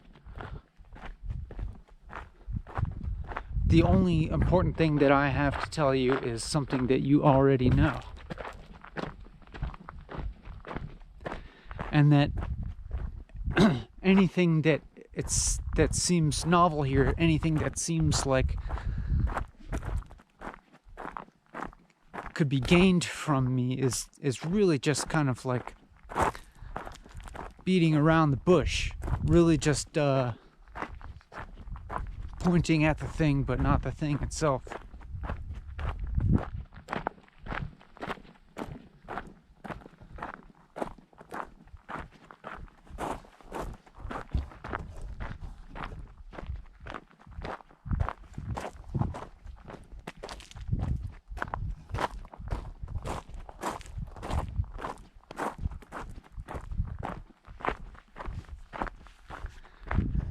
The shadows are getting longer.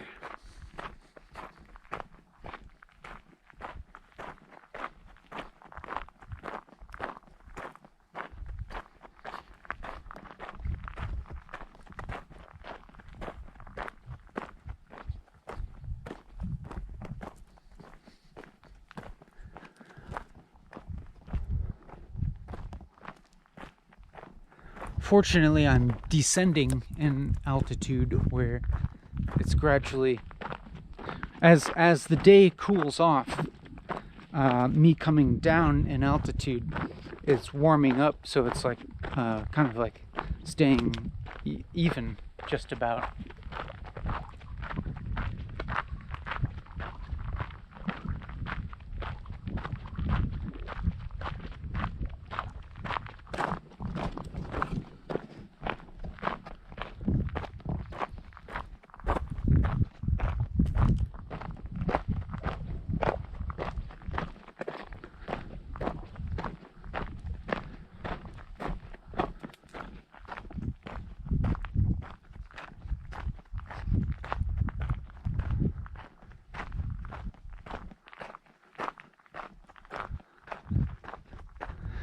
And we're coming into the realm of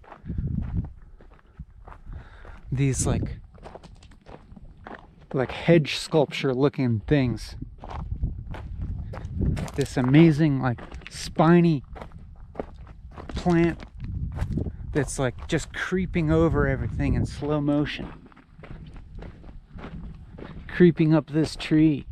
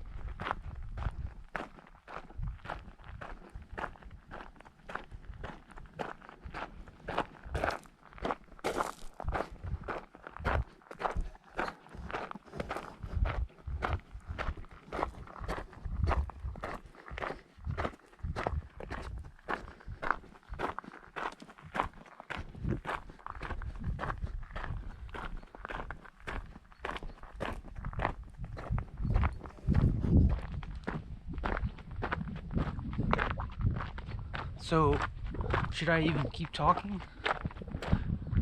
That always comes up.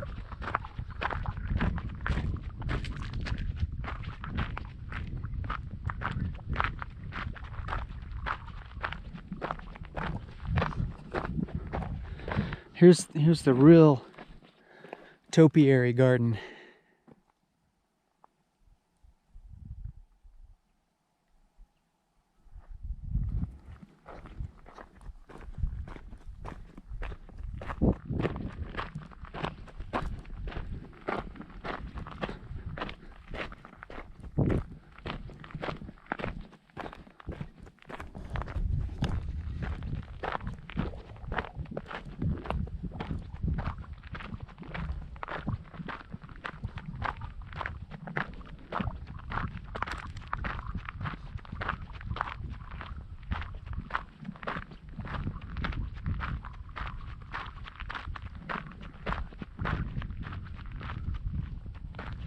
I'm just here for available digital companionship and encouragement.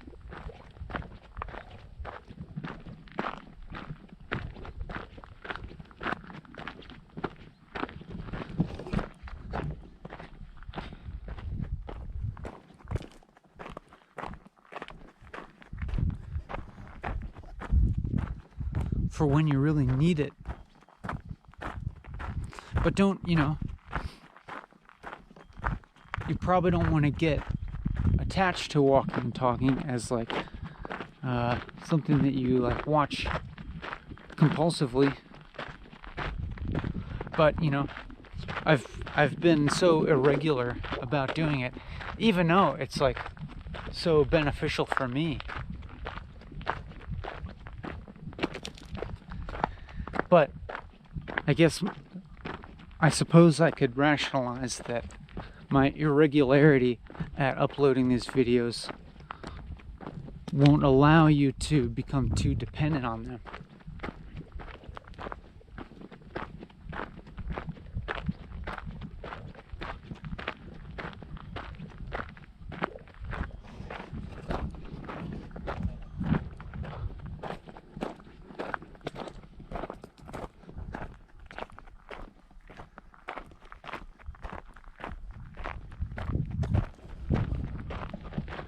I would love it if each one came as a sort of unexpected reminder to continue being your best self.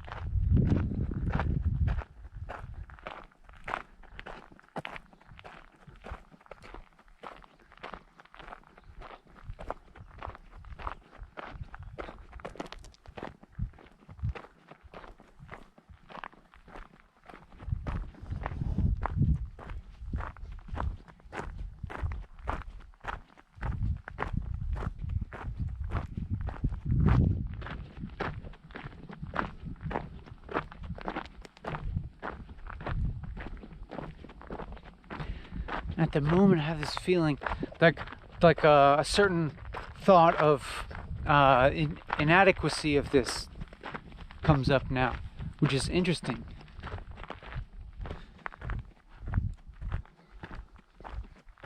Like an inadequacy for this to do something for you.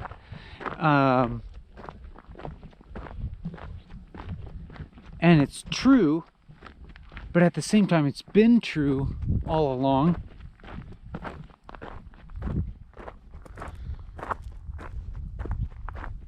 But sometimes I'm not looking at it from that angle, not looking from the angle of wanting this to do something for you.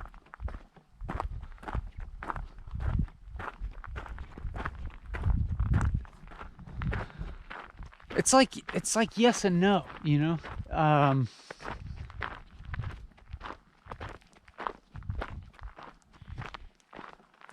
to not create a thing that it's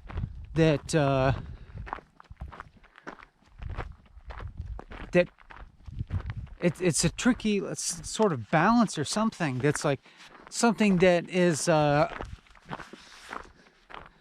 not going to captivate you and create an illusion or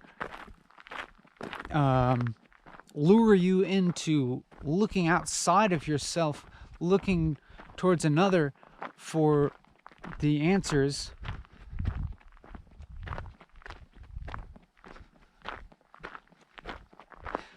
but at the same time something that's like effective at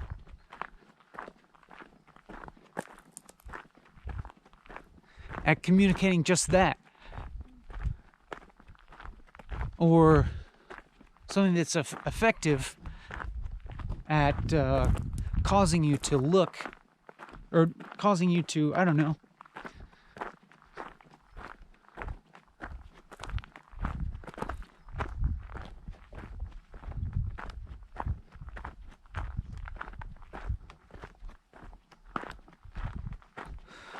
for whatever, whatever beauty you might see in this is, in fact, exists already within you. The experience, any experience of beauty or experience of inspiration that you have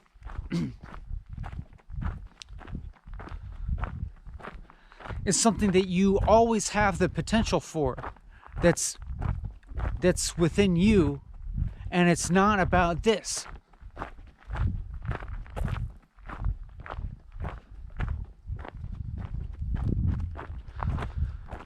You are here, you're watching this video, remarkably enough, because of who you are, because of the experiences in your life that have shaped you and have, all the experiences that have just happened to lead to you watching this video right now.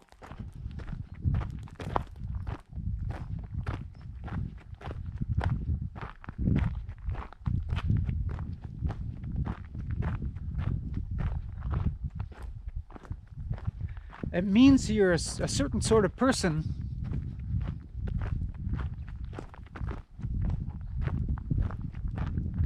that, I think that probably to some degree already has realized your own potential and your own autonomy and your own power to guide your life in a meaningful direction.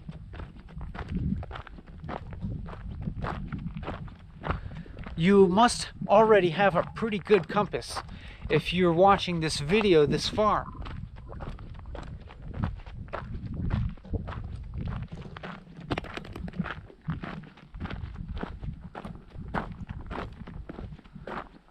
At the very least, you have,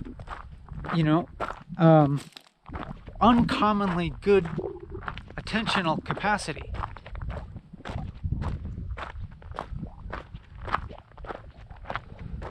Wow, look at that tree. Holy cow.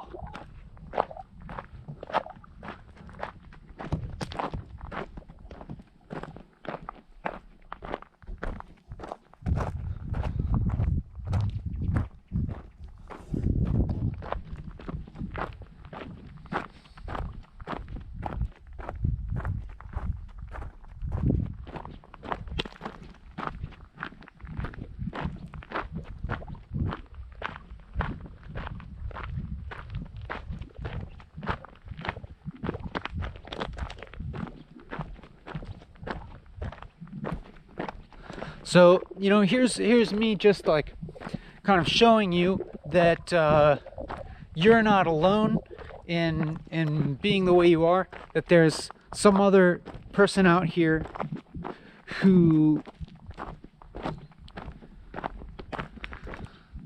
knows that to be the way that you are, to live to the high standard that you live, to like hold yourself to the high standard of morality and truth seeking, that I just want you to know that there's another guy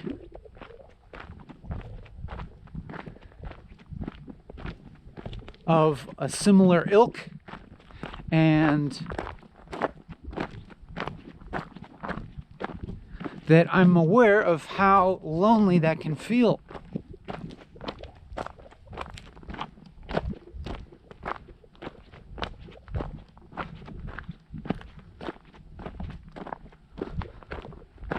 But I've found a way to, at least temporarily, not feel lonely in exercising these capacities.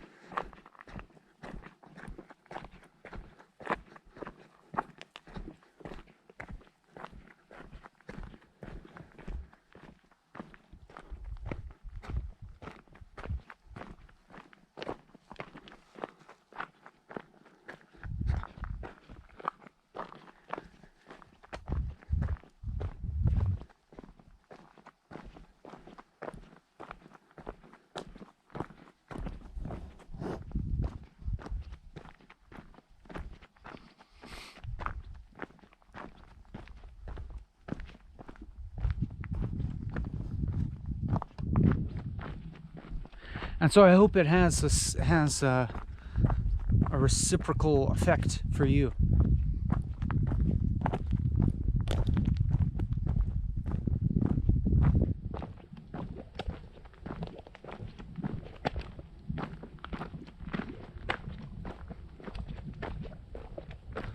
There's a lot of this sort of thing. There's a lot of these communications in existence to let you know that you're not alone. You're not alone in being really intelligent. You're not alone in like being really moral. You know, you're not alone in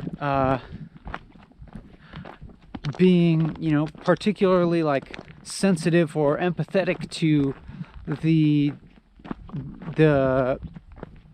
suffering existent in the world.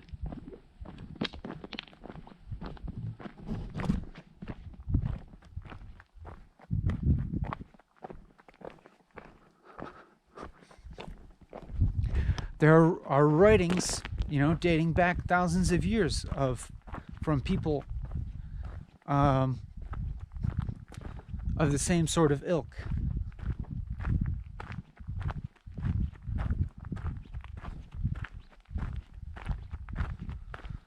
You can read Marcus Aurelius's Meditations, you know.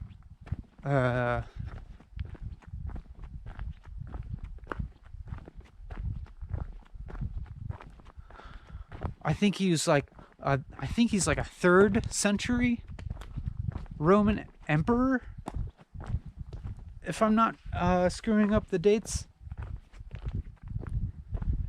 And he wrote just this diary. It was just for him. He wasn't trying to write a book for anybody. He was just like writing this diary of these stoic little meditations, these little short, like numbered little paragraphs.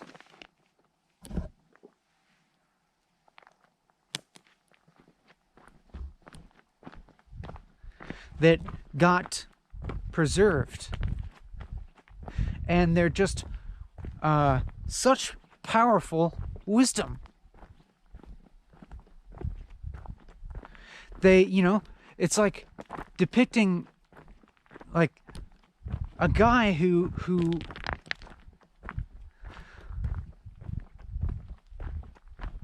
really understands like a very high level of morality and abides by this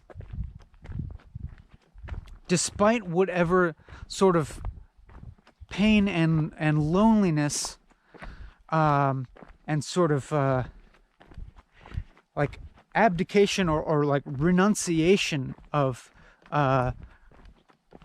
temptations of the world.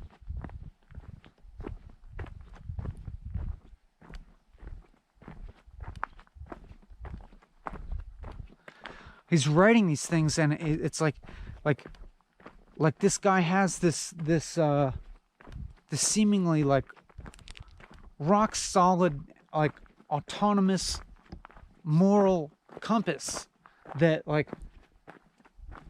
he has to follow despite all sorts of treachery around him.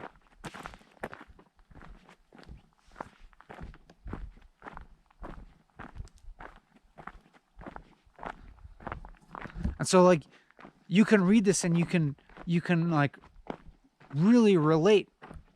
You can, it's like you look at the world around you and see the way that people behave, and it can be really easy to be discouraged by that, to be like driven off your course, to kind of like if everybody around you is engaged in something kind of like something like morally corrupt in one way or another, it can be really hard not to start behaving that way yourself. Like it can seem like if everybody else is like gaining a certain, is like seems to be benefiting by a certain like weak morality, or like doing things that that is beneath integrity. And so it can feel like you have to like it can feel like this struggle to sort of like resist the temptation to do something that's a little bit self-serving, maybe a little bit dishonest, like a little bit beneath the real integrity that you have the potential for, in order to get some kind of short-term gain or something.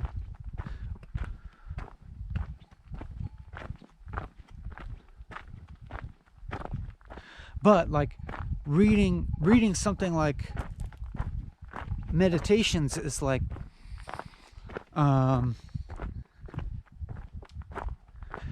it's like a reassurance of the fact that your integrity, your virtue, ultimately will give you much more happiness, meaningfulness, and joy and direction, and like lighter soul, and greater sense of well-being than any sort of like material or like status or like appealing thing out in the world for you to grasp towards,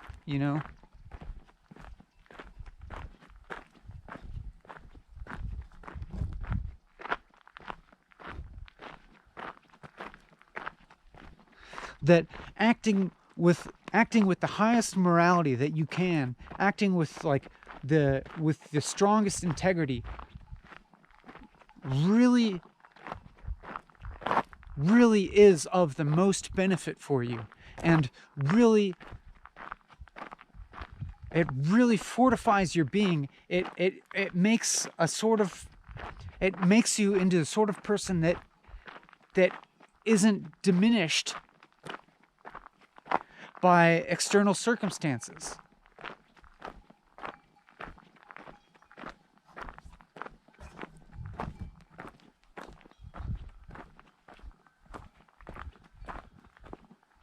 Because you understand, it helps you to understand that the external circumstances, like your lot in life, the fortunes that have befallen you, or haven't befallen you are is really completely like ephemeral, really just a surface appearance. It is not in any way substantial. It has no bearing on the core of you, of your experience.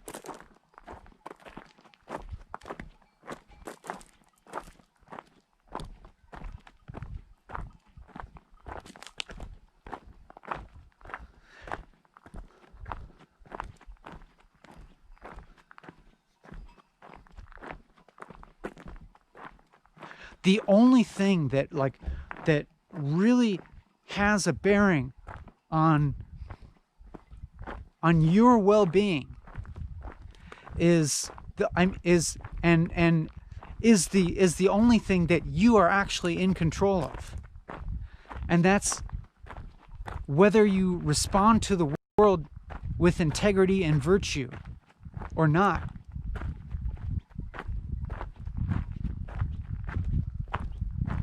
That's all you really have control over. You don't have control over, the forces of nature and the actions of other people.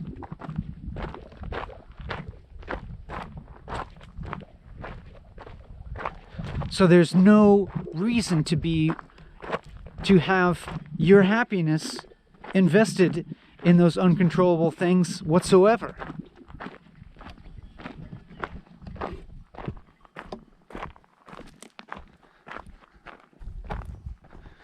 Your happiness must only be invested in what you can control and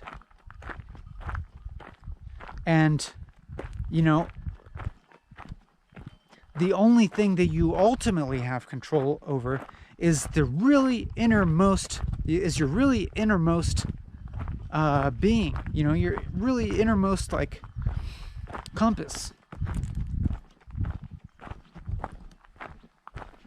So keep looking in there. Keep looking in there. Deeper and deeper.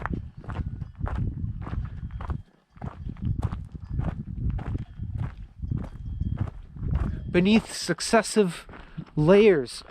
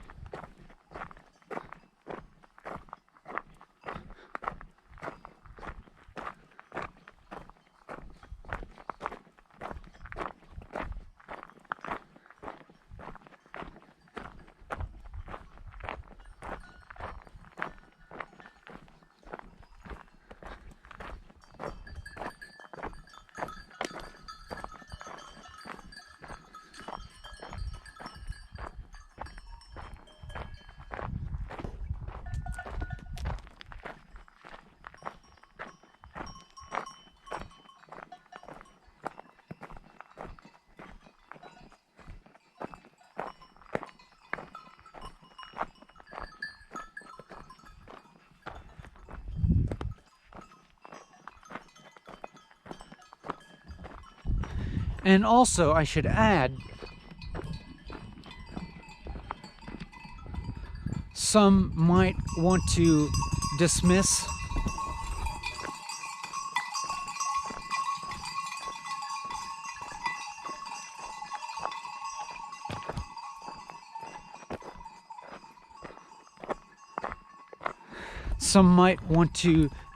the writings of Marcus Aurelius because he was a very powerful emperor who had,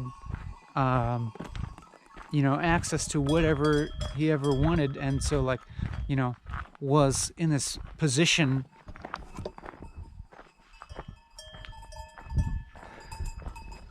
of worldly abundance, and so, very easy for someone to be so stoic,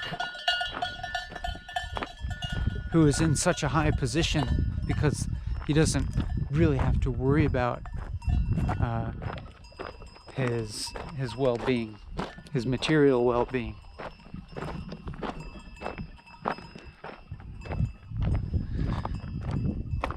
And so I'll add then read Epictetus, because he was writing essentially the same philosophy, but he was a slave.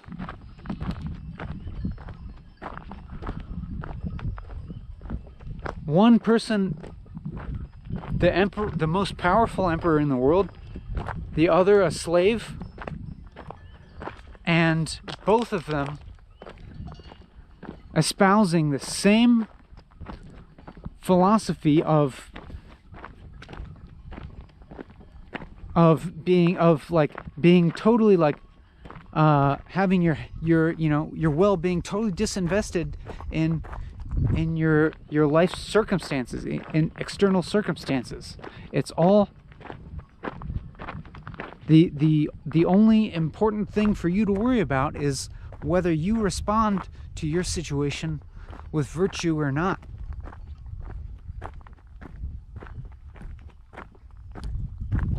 So you can read whichever one or both and feel like, for me, I read that and I feel a lot less lonely.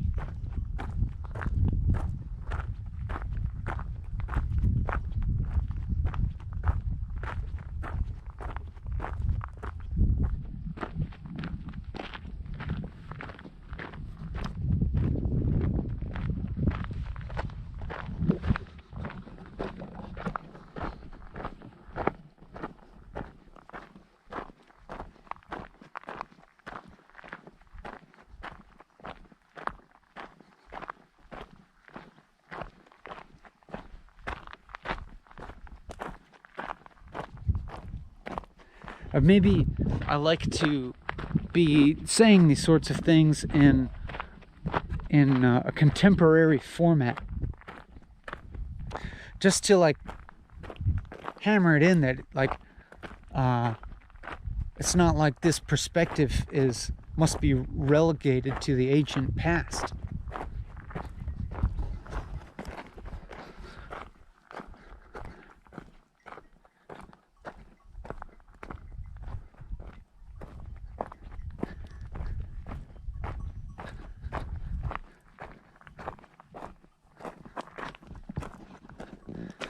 I gotta take a whiz again, so I'm gonna try and point you towards this nice vista.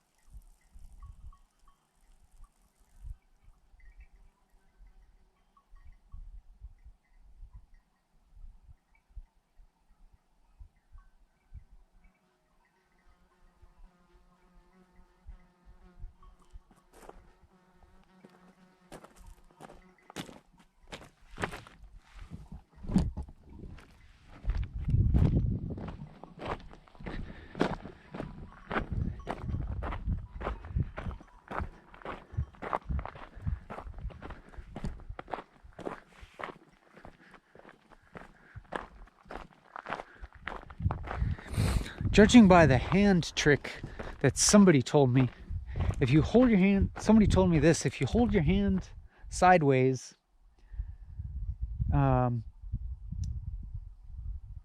arm's length between the sun and the horizon, each hand width between the sun and the horizon is about an hour that you have left before the sun sets. I don't know if that's really true, but judging from my hand, it only looks like I have a half hour left before the sun hits the ridge. So we can test it. Counting down 30 minutes from now.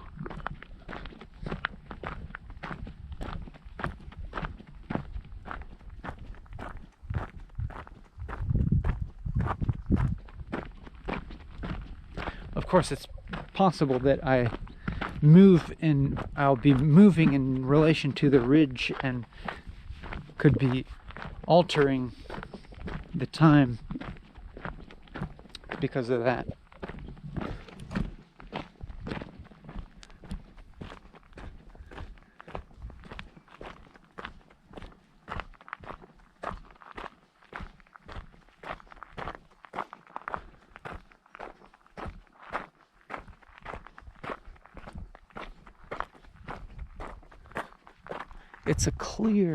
It's a totally clear sky.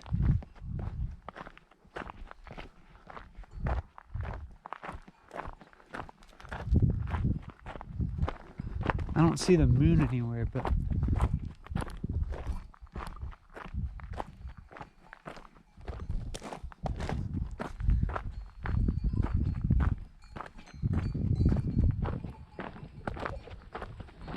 hopefully there will be enough light to continue following the road.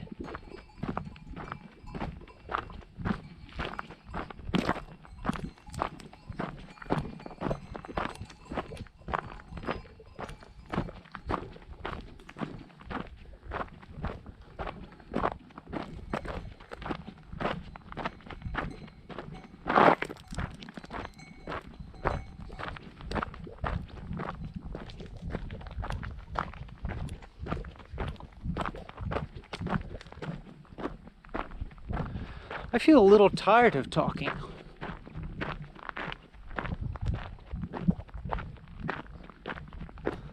Starting to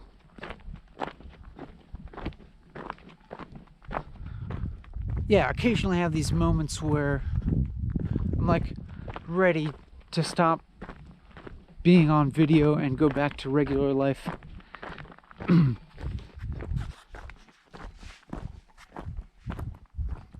Because I feel like I've said what I have to say, but I also feel totally fine with including that in this video, and I feel totally aware that persisting beyond these points when I momentarily feel a desire to stop talking, it's going to lead me into talking about something else that I may be glad that I talked about.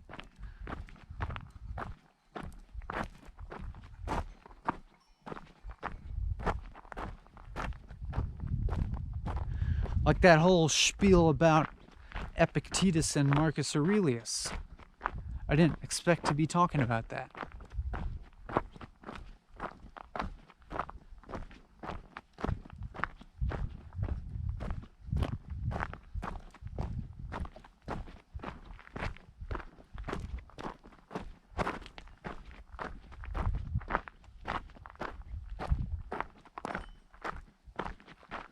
What's going to come next, I don't know. Except that this right here is coming next. What I'm saying here is coming out. I'm saying what I'm saying.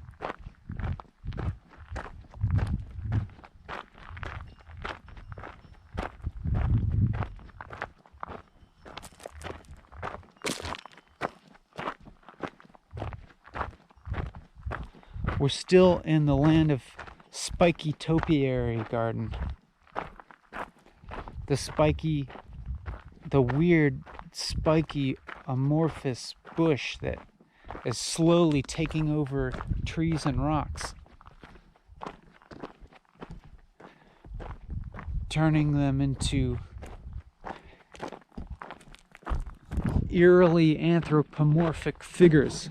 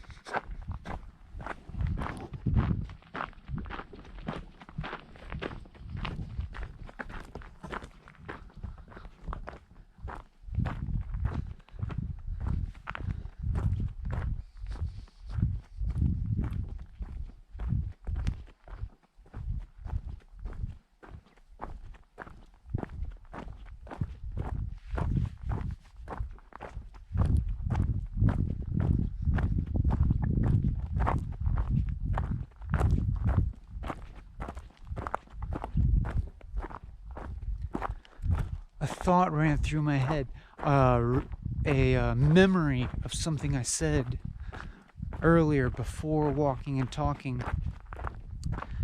and I felt some regret about saying that thing because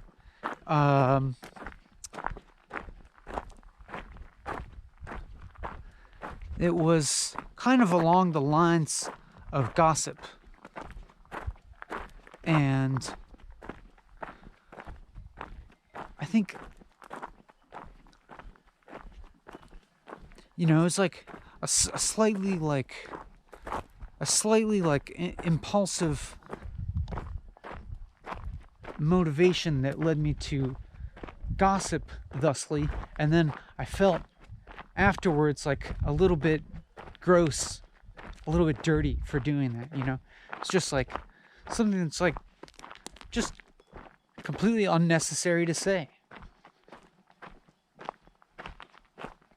And then it comes that memory of saying that, of having that kind of dirty feeling, having gossiped, like, comes back, and then I feel like a little bit of guilt.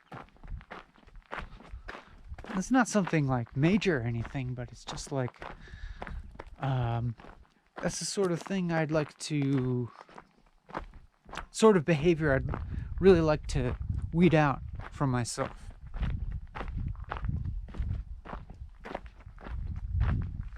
Oh, there's the moon. Oh my God, it's a full moon. That is a sight for sore eyes. Good golly, Miss Molly. That is fucking Jesus.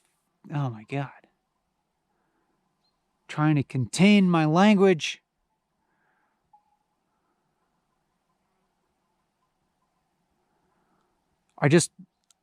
This sight makes me just want to scream expletives.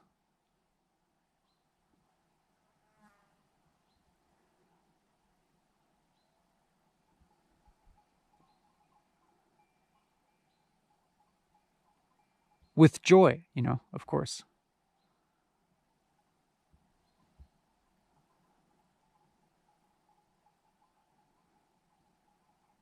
But it's also so reassuring, there's a full moon coming up. I have no worries about getting back. There's not a cloud. There's not a cloud in the sky except for these clouds like flowing beautifully over this mountain. I'm above the clouds.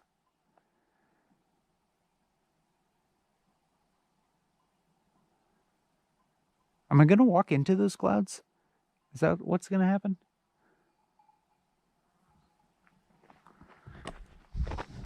If I walk beneath the clouds, then maybe they'll... I don't know. I think I'll be fine.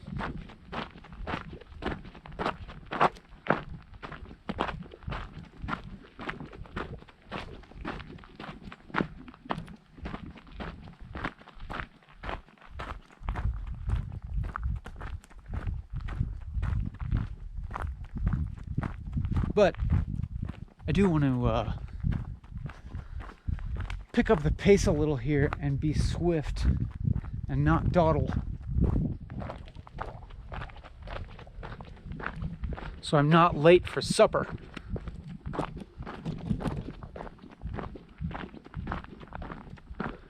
Because, as the saying goes, how does it go? If you don't get home for supper, you might just have to suffer.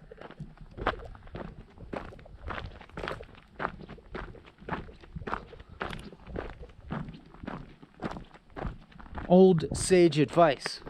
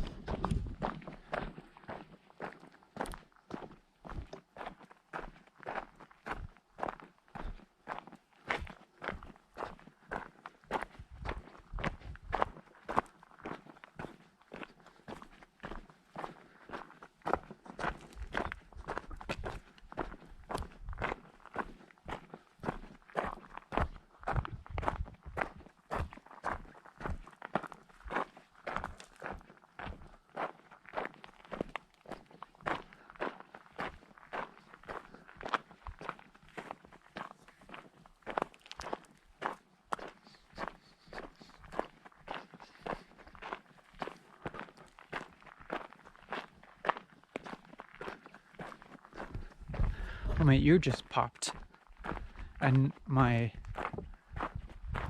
hearing just totally changed. Like both my, I swallowed and both my ears popped, and now the higher frequencies just got way clearer, and like now my hearing actually feels like much more clearer, even though like I didn't notice any deficit, I didn't notice any deficit in my hearing. But compared to now, a few seconds ago, it was like the highs were really muffled, and now like I can hear like the crunching under my feet with so much more crispness. And I don't know, sometimes I liken that to a sort of like that kind of experience can happen with your awareness, with deeper aspects of consciousness that can happen, like your perception of the world being very clouded by stream of thoughts or feelings or something, and then like sometimes having an experience of that suddenly lifting, and then just like your vision being like so much more clear, even though you you now like perceive something that you just didn't know was possible. Sup, goats?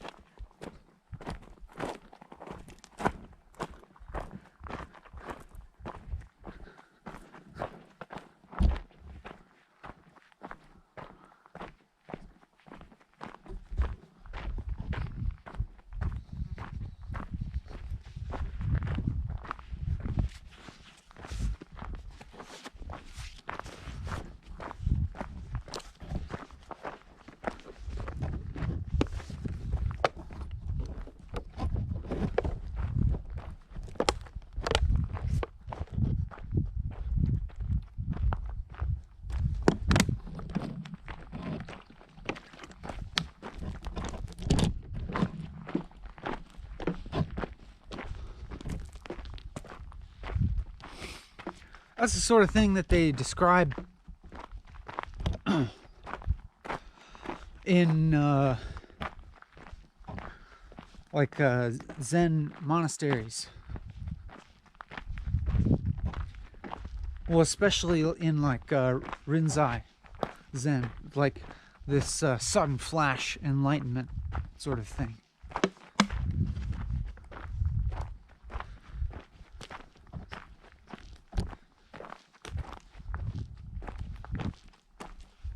I can't say for sure that I've ever experienced a sudden flash enlightenment, but I've had some kind of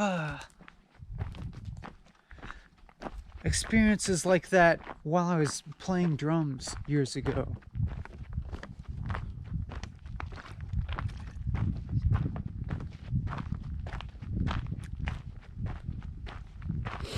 Of like playing drums and like having this experience of my identity like completely vanishing, but still being totally aware, but feeling totally like unseparate from everything, from all of experience, of like there being no separation from myself and the sound coming from the drums, sort of thing.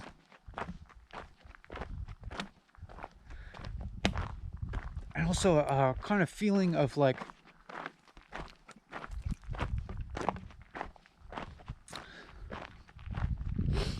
sort of a feeling of like ascending into some other sort of dimension, like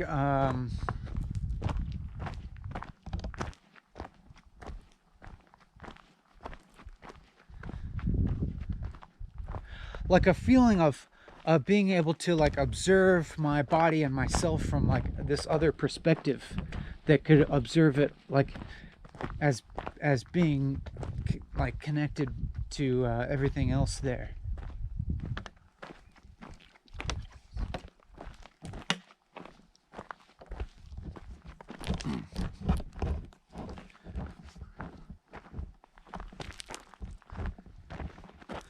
Oh great. Where did I, oh, here's the cap.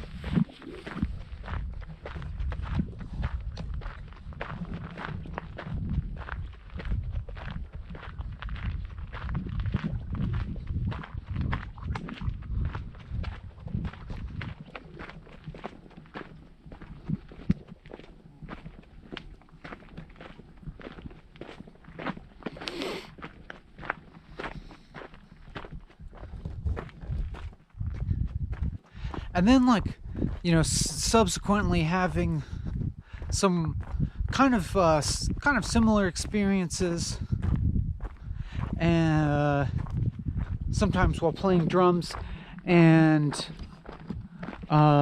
maybe sometimes while meditating, and then subsequently while, you know, doing things like sitting and smiling or walking and talking. But they, in some sense, feel less drastic, or less of a surprise, because it feels as if that higher, clear perspective that I had in that, you know, one, like, you know, whatever, like, peak experiences, seems gradually to be integrating more and more with just like with the rest of life. And I am increasingly aware of the non-separation between like the so-called like peak states or whatever and just like every other state. Like increasingly aware of their you know, non-separation. And so in that way, like it becomes really important to not get attached to like experiences like that, because then you're rejecting the experience that the current experience that you're having. Okay, we got a little crossroads here. All right, which way are we going on this crossroad? I think it's fuck. I think it's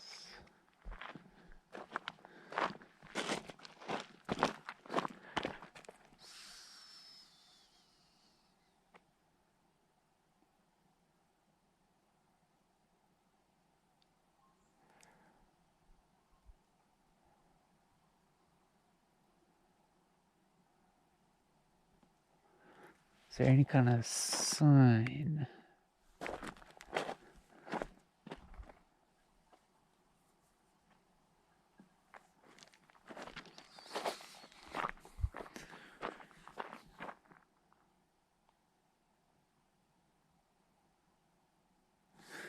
I think it's this way.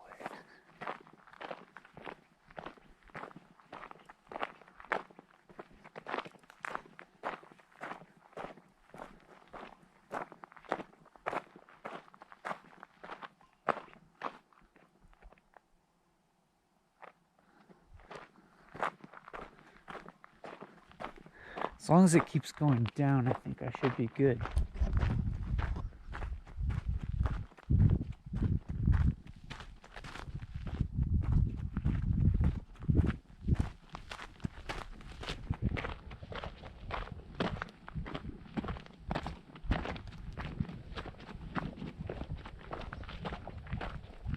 But then, and it does put that little, like,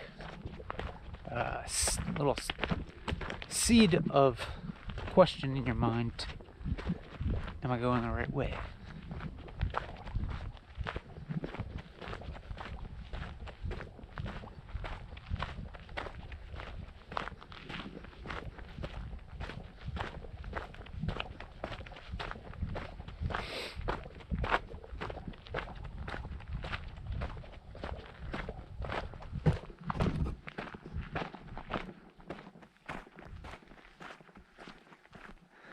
Yeah, it looks like this keeps going down.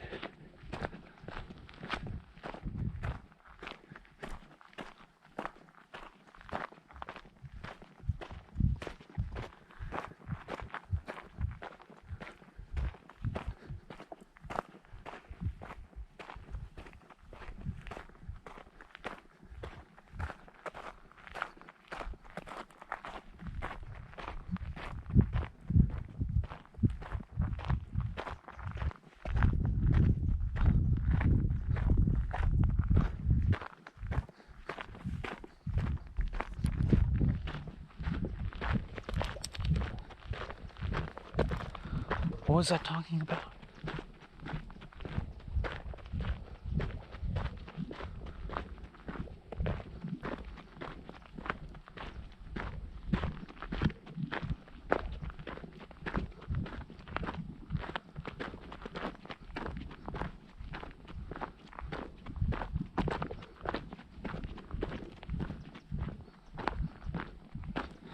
Well, I still have a little bit of this feeling, this like sensation around my heart area.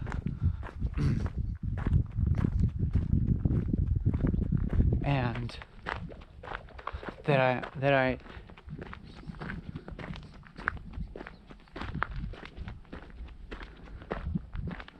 where I really want to do all I can to resolve any unresolved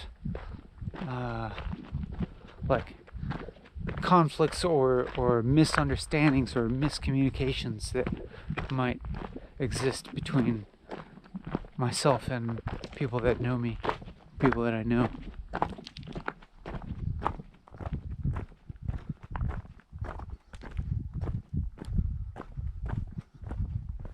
And I guess it's good for me to say this now on the record. Maybe that'll force me to or like encourage me to make good on that back when I'm out in the real world and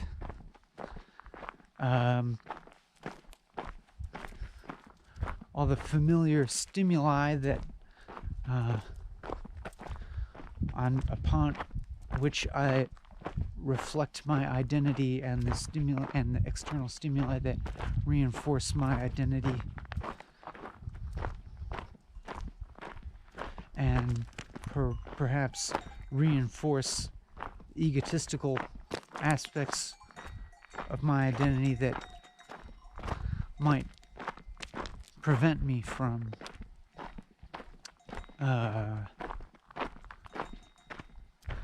making efforts to reach out openly to resolve conflicts.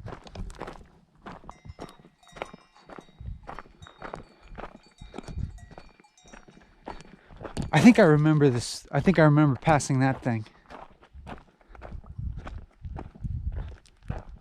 So I think I'm on the right track. Oh, well.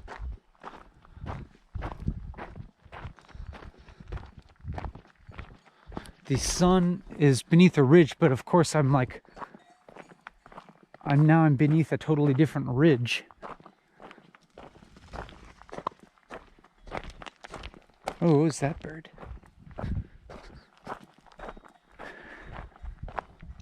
We'll see when we come around the bend. But it's coming up almost on 30 minutes exactly, so if the sun is setting behind that same ridge, then perhaps that lends some credibility towards the old hand trick.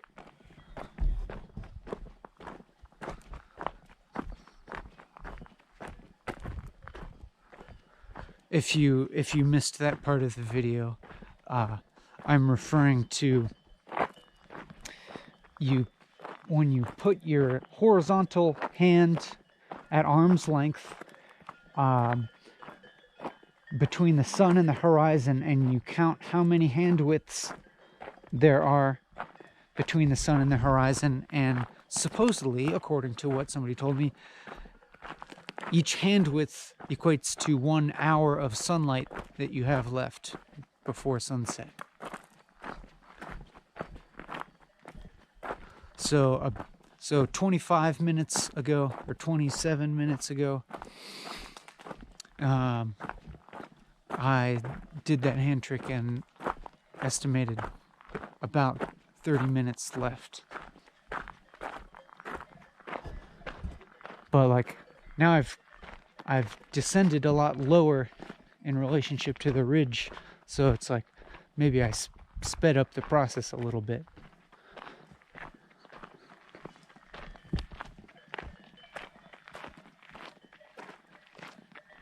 I think further testing will be necessary, but so far it seems to be not wildly inaccurate.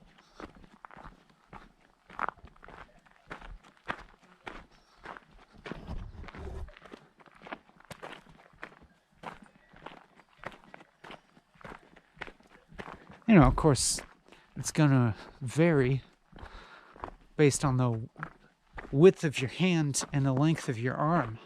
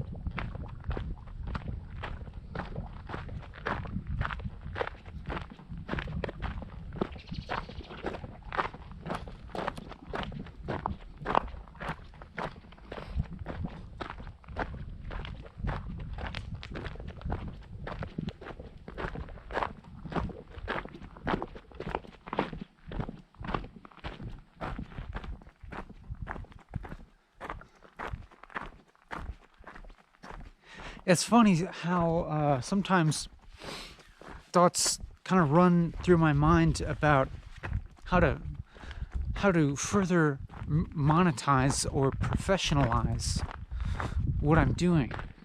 Like,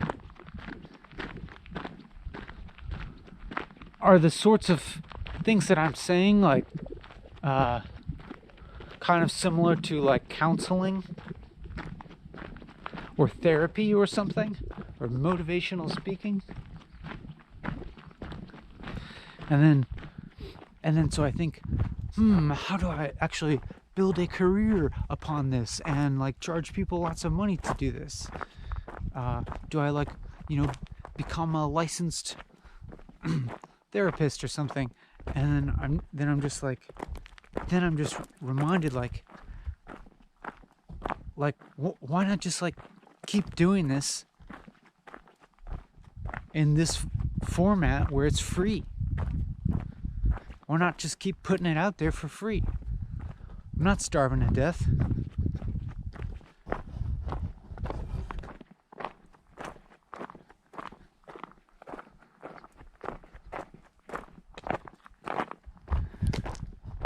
It's like if more people would start to like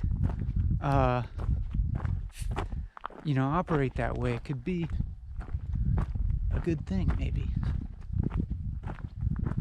I don't know. I guess it would just be a different sort of economy. Not necessarily better, but maybe.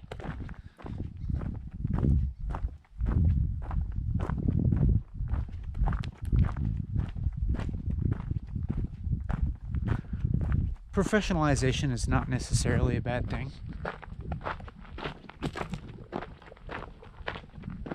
But sometimes it can be. Like, to become a professional at something, there are certain qualifications. And it's good to have qualifications to make sure people are competent. But sometimes the qualifications don't quite seem to align with actually doing good work.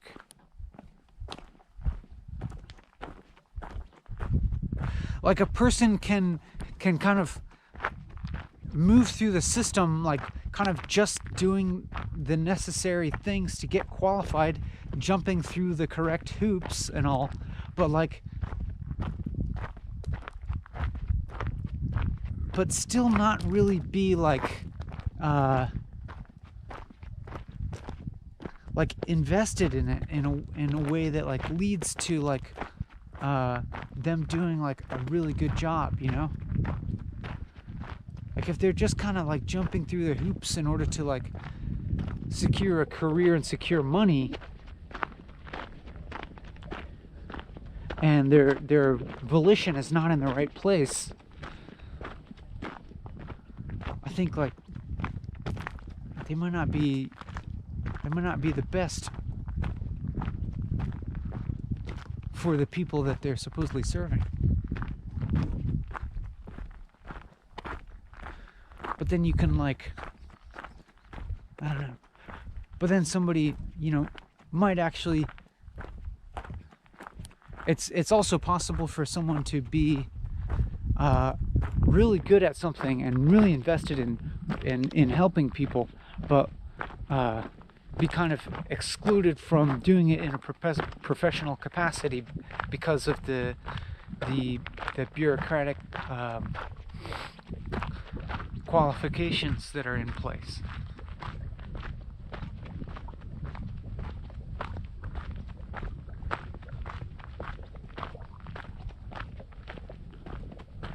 It's getting darker, and I like really hope I made the correct turn.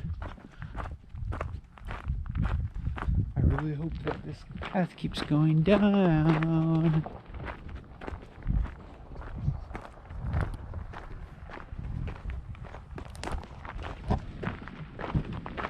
I wonder if this is somebody that I can ask.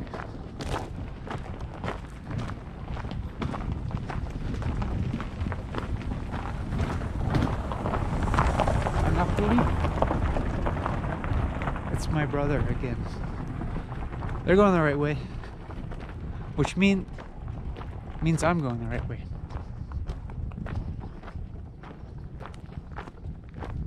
Well, that's a relief.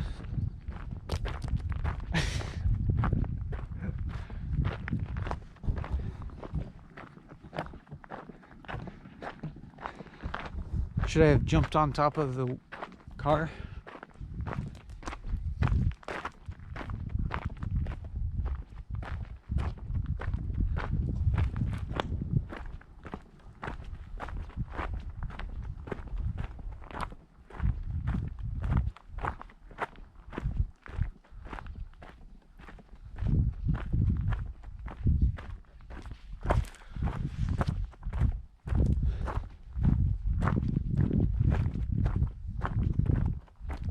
I've just thoughts coming through my mind about how sort of personal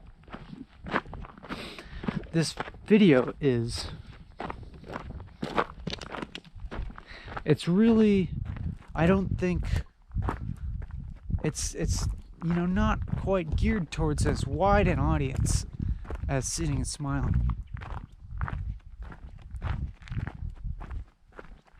It's quite a different sort of viewer, I think. Quite a different type of viewing experience.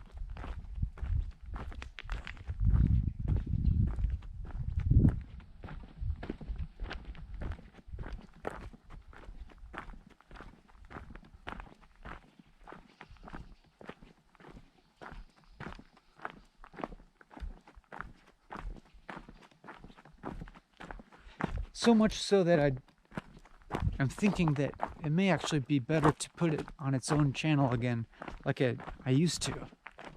I used to have it on its own channel. I think it might be good to separate again. Sorry, this is just like thinking out loud, of course.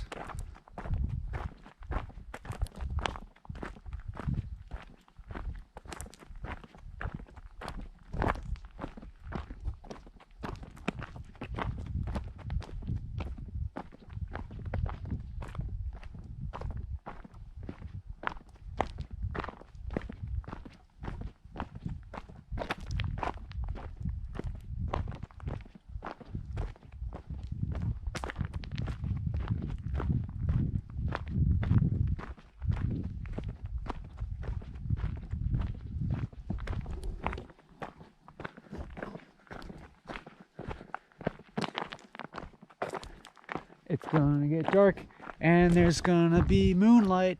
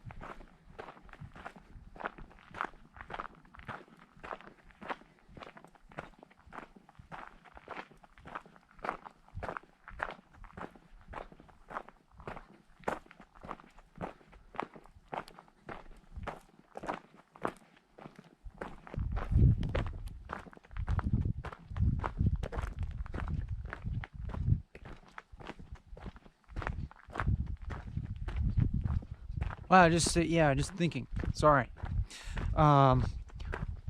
Maybe sometimes when it becomes evening like this, my mind starts to drift in kind of like a more like personal or social direction. It starts to become less formal.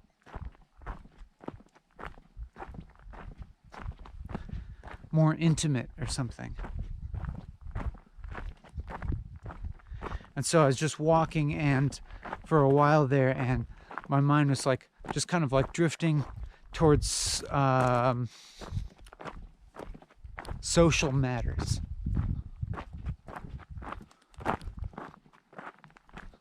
Interpersonal stuff.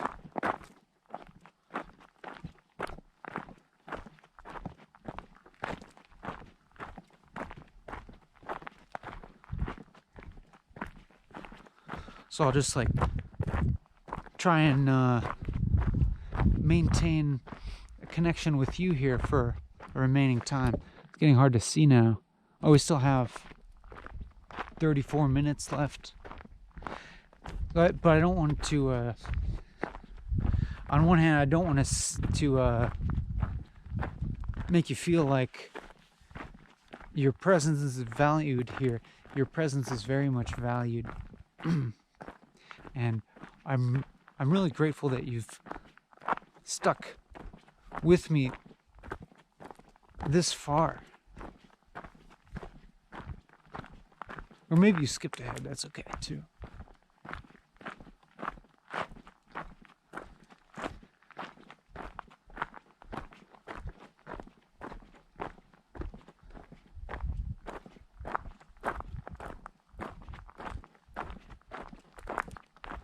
I'm basically, oh yeah, I'm like at the base of the mountain now. I'm like on the home stretch. Timing is working out pretty perfectly.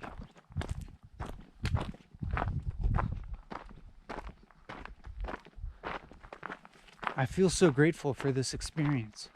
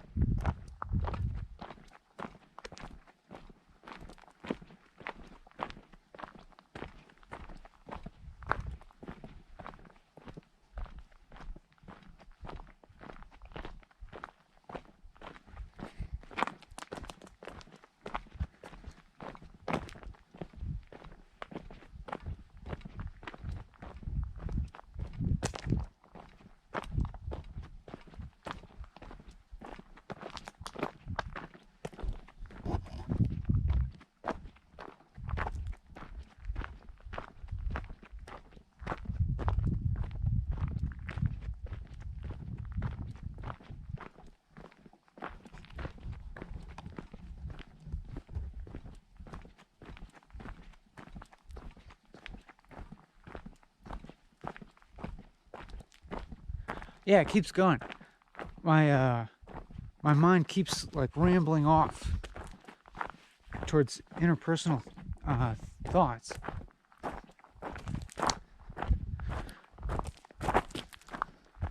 Sometimes this seems to be like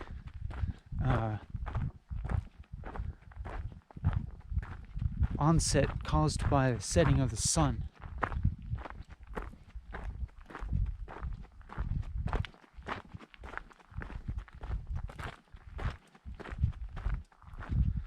So I'm just gonna make an effort to continue talking here. Get a load of that moon.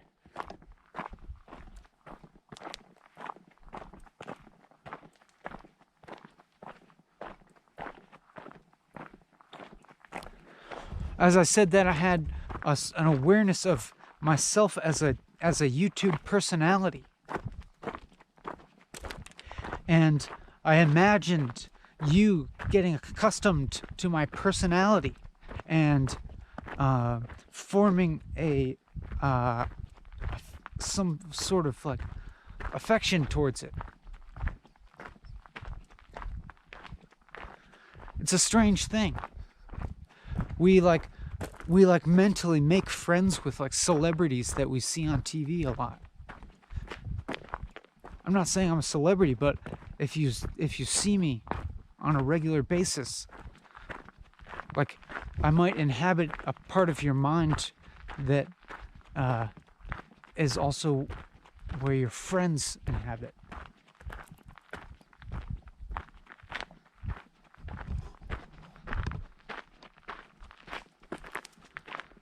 I guess I like that. I suppose that's pleasant to think about.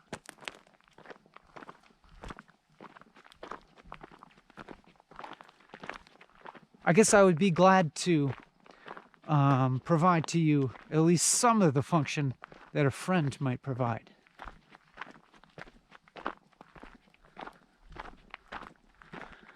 You know, of course, I couldn't replace an actual friend with which you can have in-person dialogue with.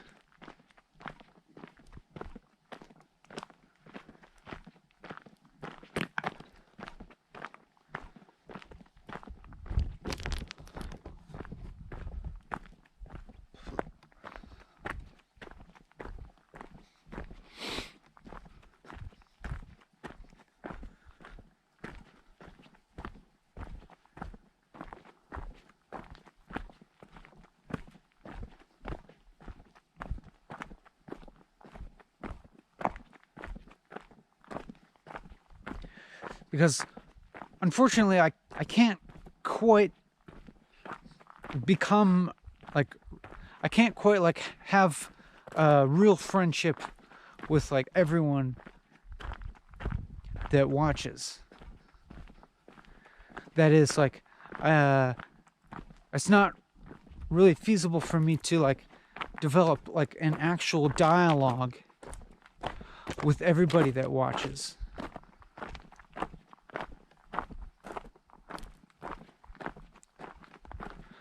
Because I would just be too spread thin.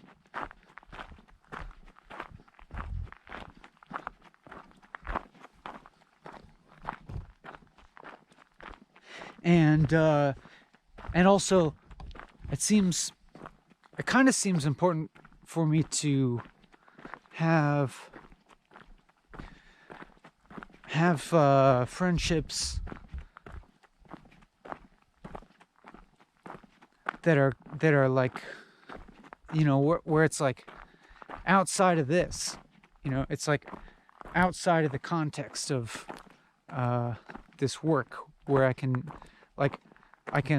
take a break from inhabiting this role and just inhabit a role that's like relating to somebody as in, you know, in some totally other role.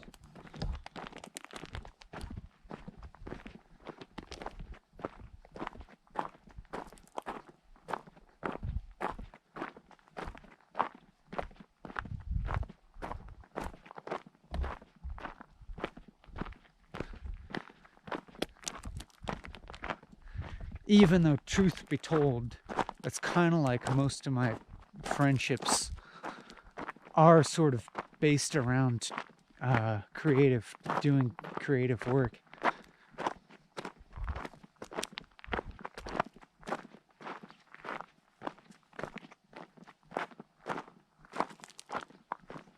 But not all of them. Sometimes it feels nice to just have a friend who's like just a friend. And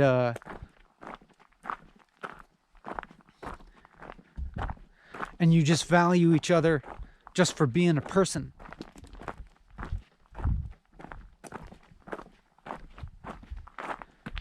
And not like just for like being good at what they do or something like that. Boy, it's getting darker and darker. I wonder if you can see anything at all, or I wonder if it's almost pitch black. It's like the only light is this blue light that's emanating from my battery pack and the moon. So maybe I should just keep pointing the camera towards the moon, because then you'll at least see something on the screen of your computer or phone or whatever. This is the content starting to get a little bit dispersed, a little bit too informal, a little bit unfocused. It feels like it might be. but then I can, reflexively analyze the content as a means of continuity. As you may have noticed, I often do.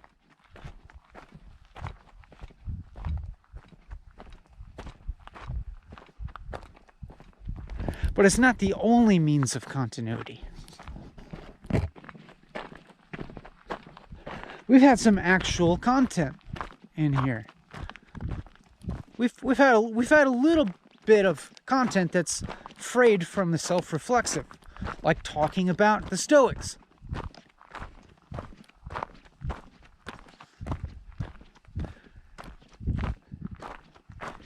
Okay, we got another crossroads here.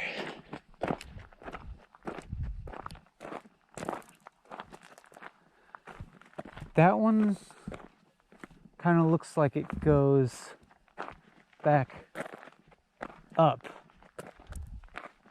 in the long run, and this one I feel like is going more in the general direction. I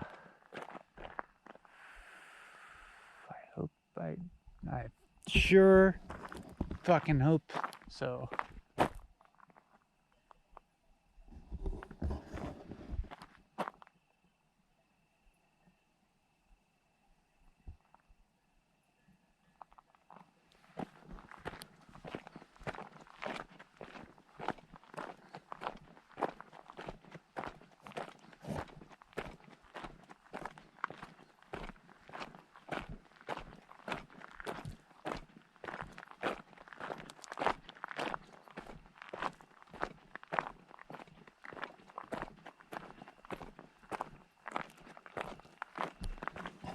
I'm very grateful for this cloudless full moon night right now, because otherwise I could be in a little bit of a pickle.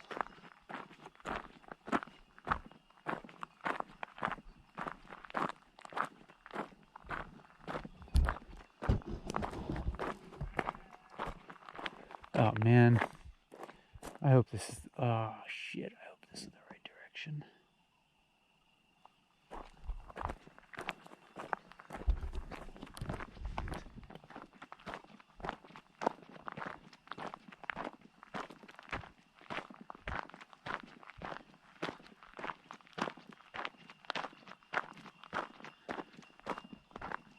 Because I'm not sure if I remember this part.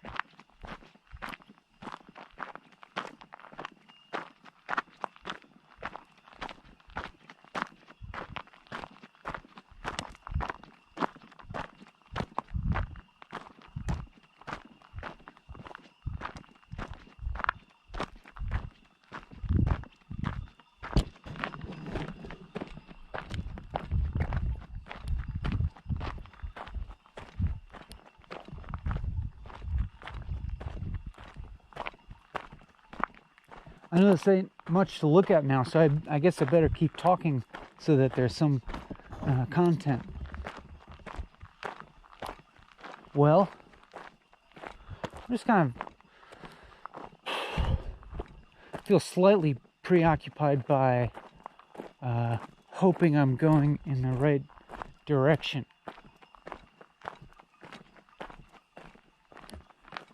Because at this point, I feel a little unsure.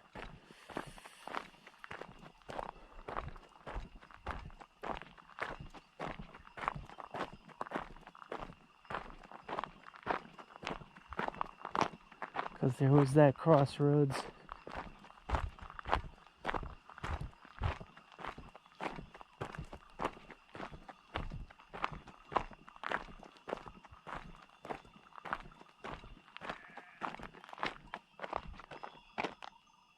Hoo boy.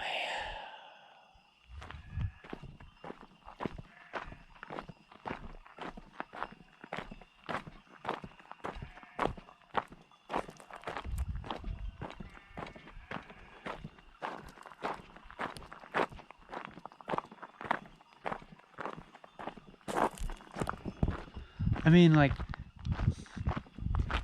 it's easy. The problem is that the place I'm trying to get to isn't just on the coast. It's like up in the hills a little bit. So it's like, am I going towards the right hill? You know.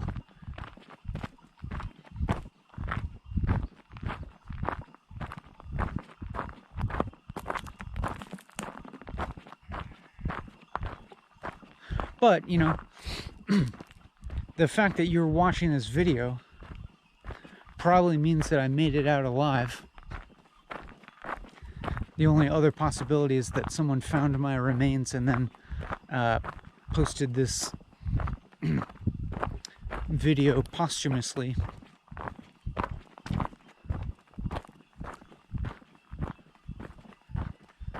Okay, this goes down another switchback. Fuck. Into this valley. Damn it. I can't remember if I came this way.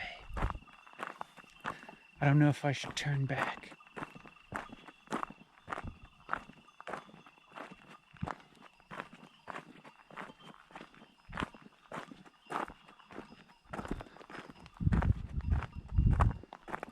And I don't have any cell service here.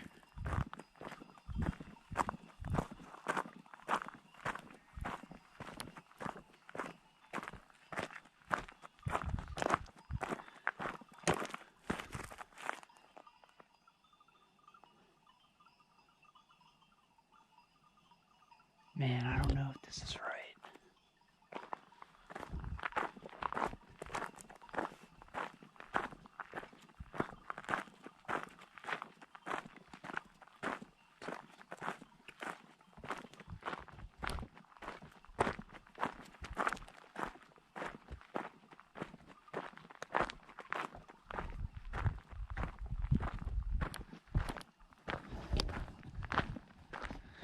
How much time we got in this video anyways?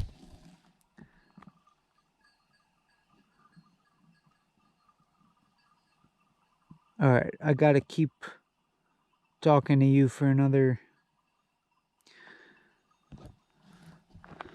17 minutes.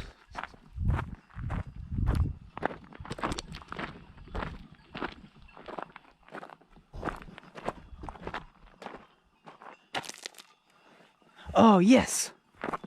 Familiar landmark. We passed this freezer sitting on the side of the road. All right, we're going the right way, for sure. But that also reminds me that I think I still have kind of a far way to walk. Actually, like a lot more like switchbacks before I'm actually at the base.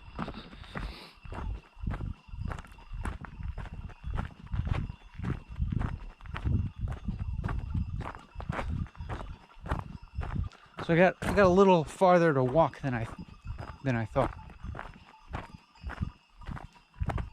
But at least I know I'm on the right path.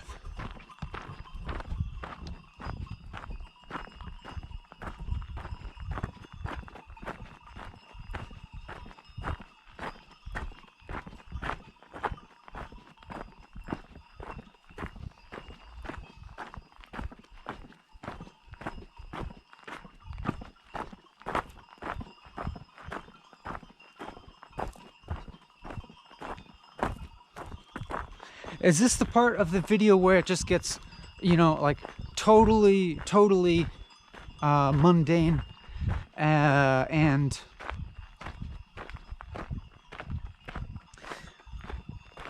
like whatever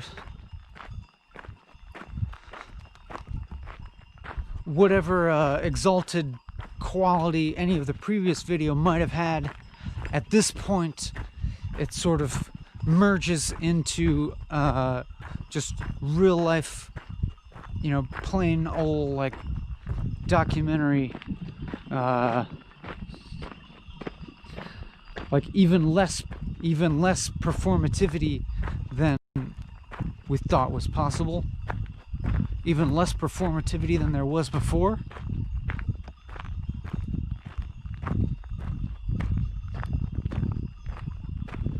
As necessate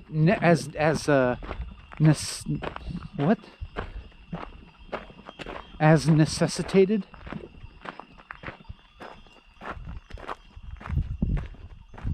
by extenuating circumstances, by life's vicissitudes of getting lost. I can see my shadow from the moon shadow.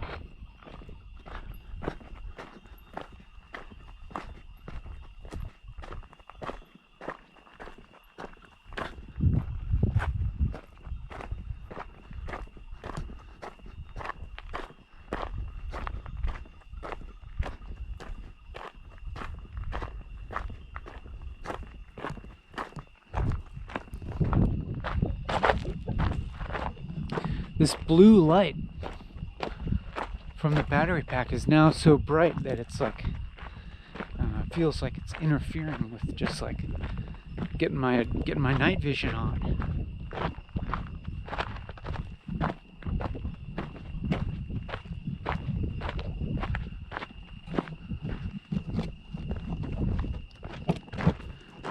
I wonder if I can cover it up.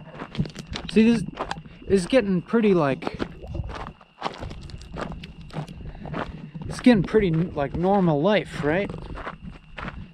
I'm losing any sort of like continuity of content, really, and it's just kind of like at this point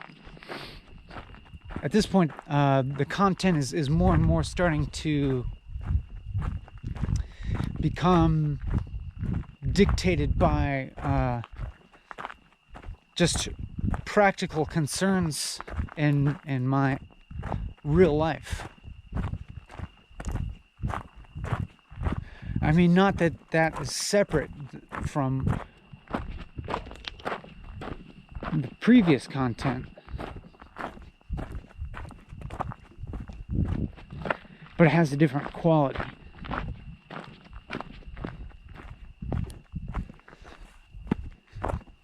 I'm less in like a reverent mode. You know, when I'm talking about the practical values, it's like I'm not philosophizing, so to speak.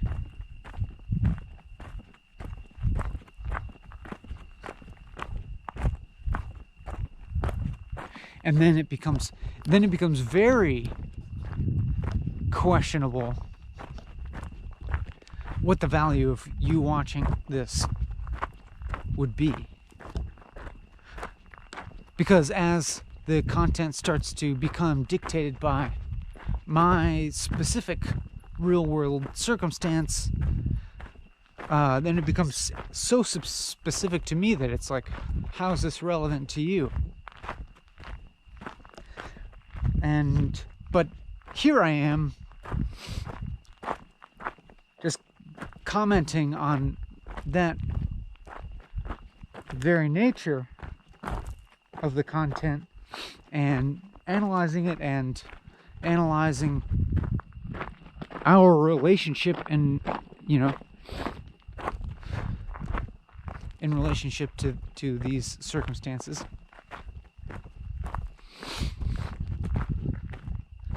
And that in itself seems to be generative of possibly some, I don't know, maybe something of value. I feel a little bit as if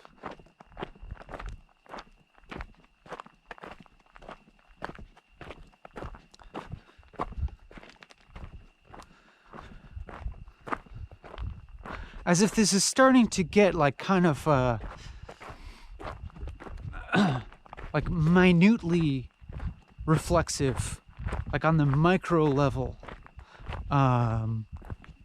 again, which is something that we've done in the past Oh shit, another crossroads. Okay, another crossroads.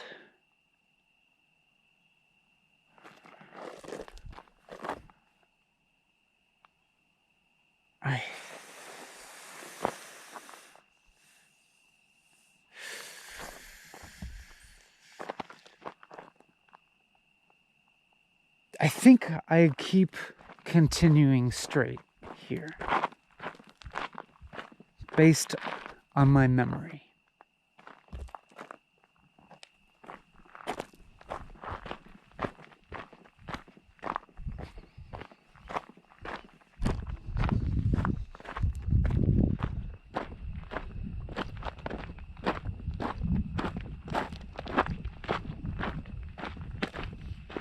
I was paying attention. Going up this road and trying to remember all the turns and stuff.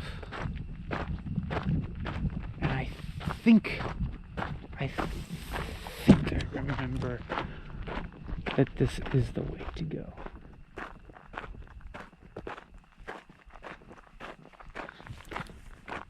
Yeah, I think so. I'm fairly certain. It's getting chillier. And I think I still have a substantial ways to go, actually.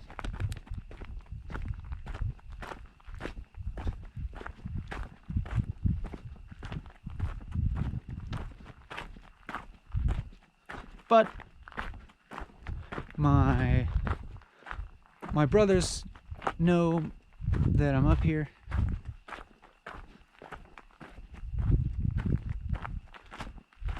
And if I get totally lost, they'll come looking for me.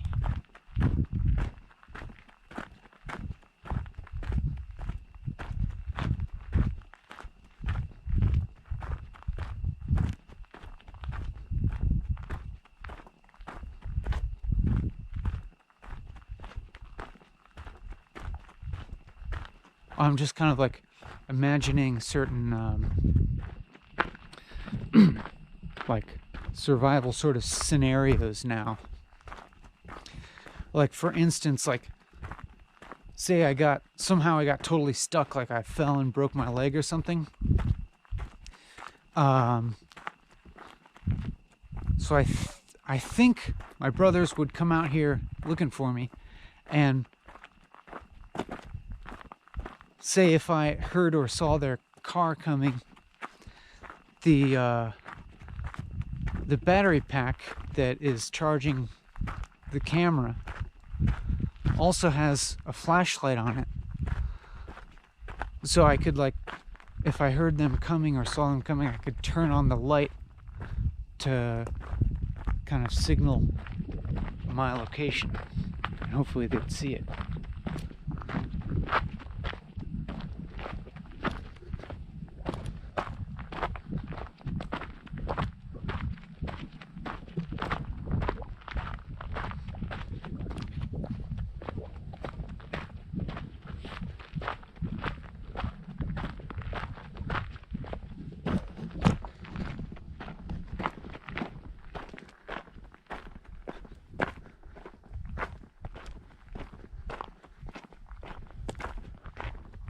But, you know, we're nowhere near needing to start fantasizing about that sort of thing, but it doesn't hurt. It doesn't hurt to start imagining what you do in different scenarios like that.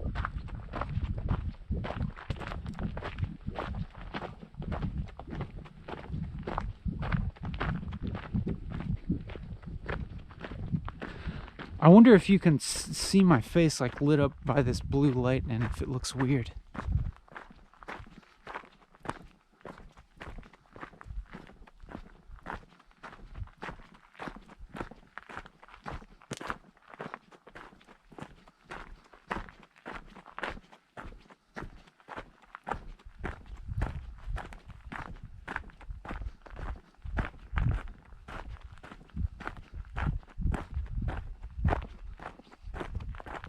I might still have like an hour to walk.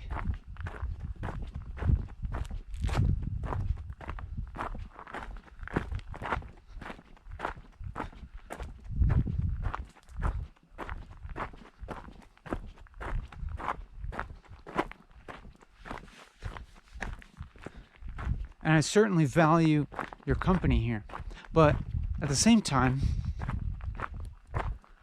I'm sort of, to be honest, looking forward to the time when I turn the camera off and then I can just kind of focus on where I'm putting my foot, you know?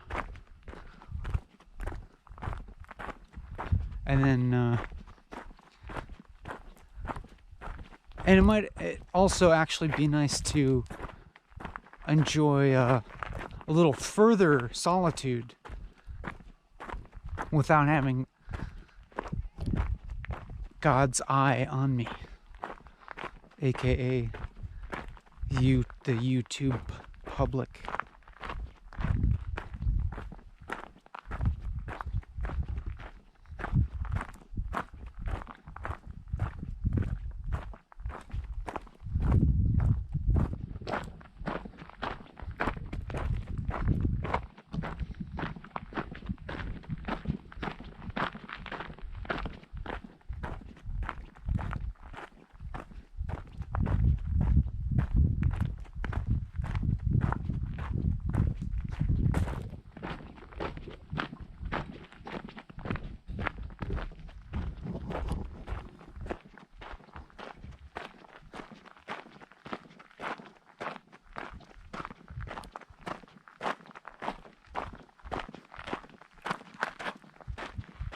I wonder if I can see the time. 3 minutes left.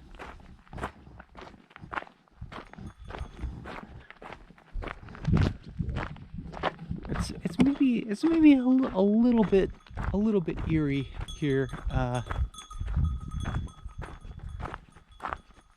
with the goats, you know, the goats still roaming around with their bells on.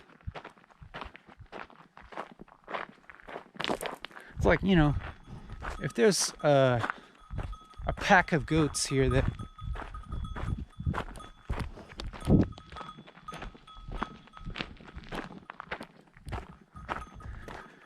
didn't like me,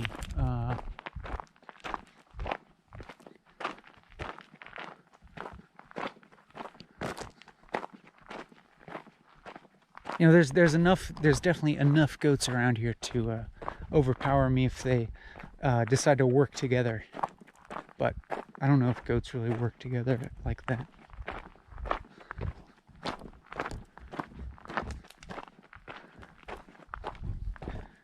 Plus, they actually seem pretty benign.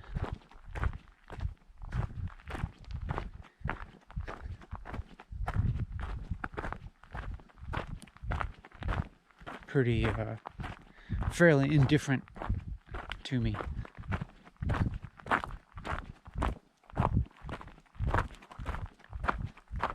I can see stars. I don't know if you can see that. I can see a heck of a lot more stars than I can see where I live.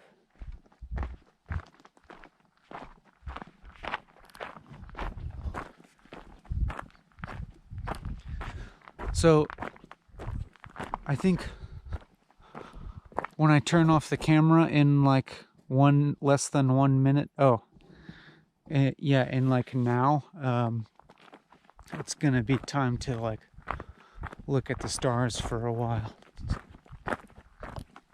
And you know, think about dinner.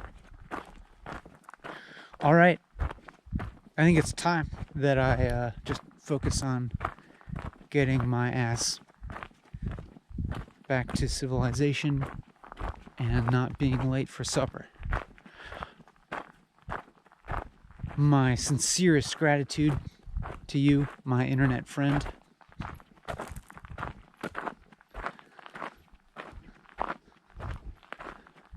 And I have nothing more to say. Bye.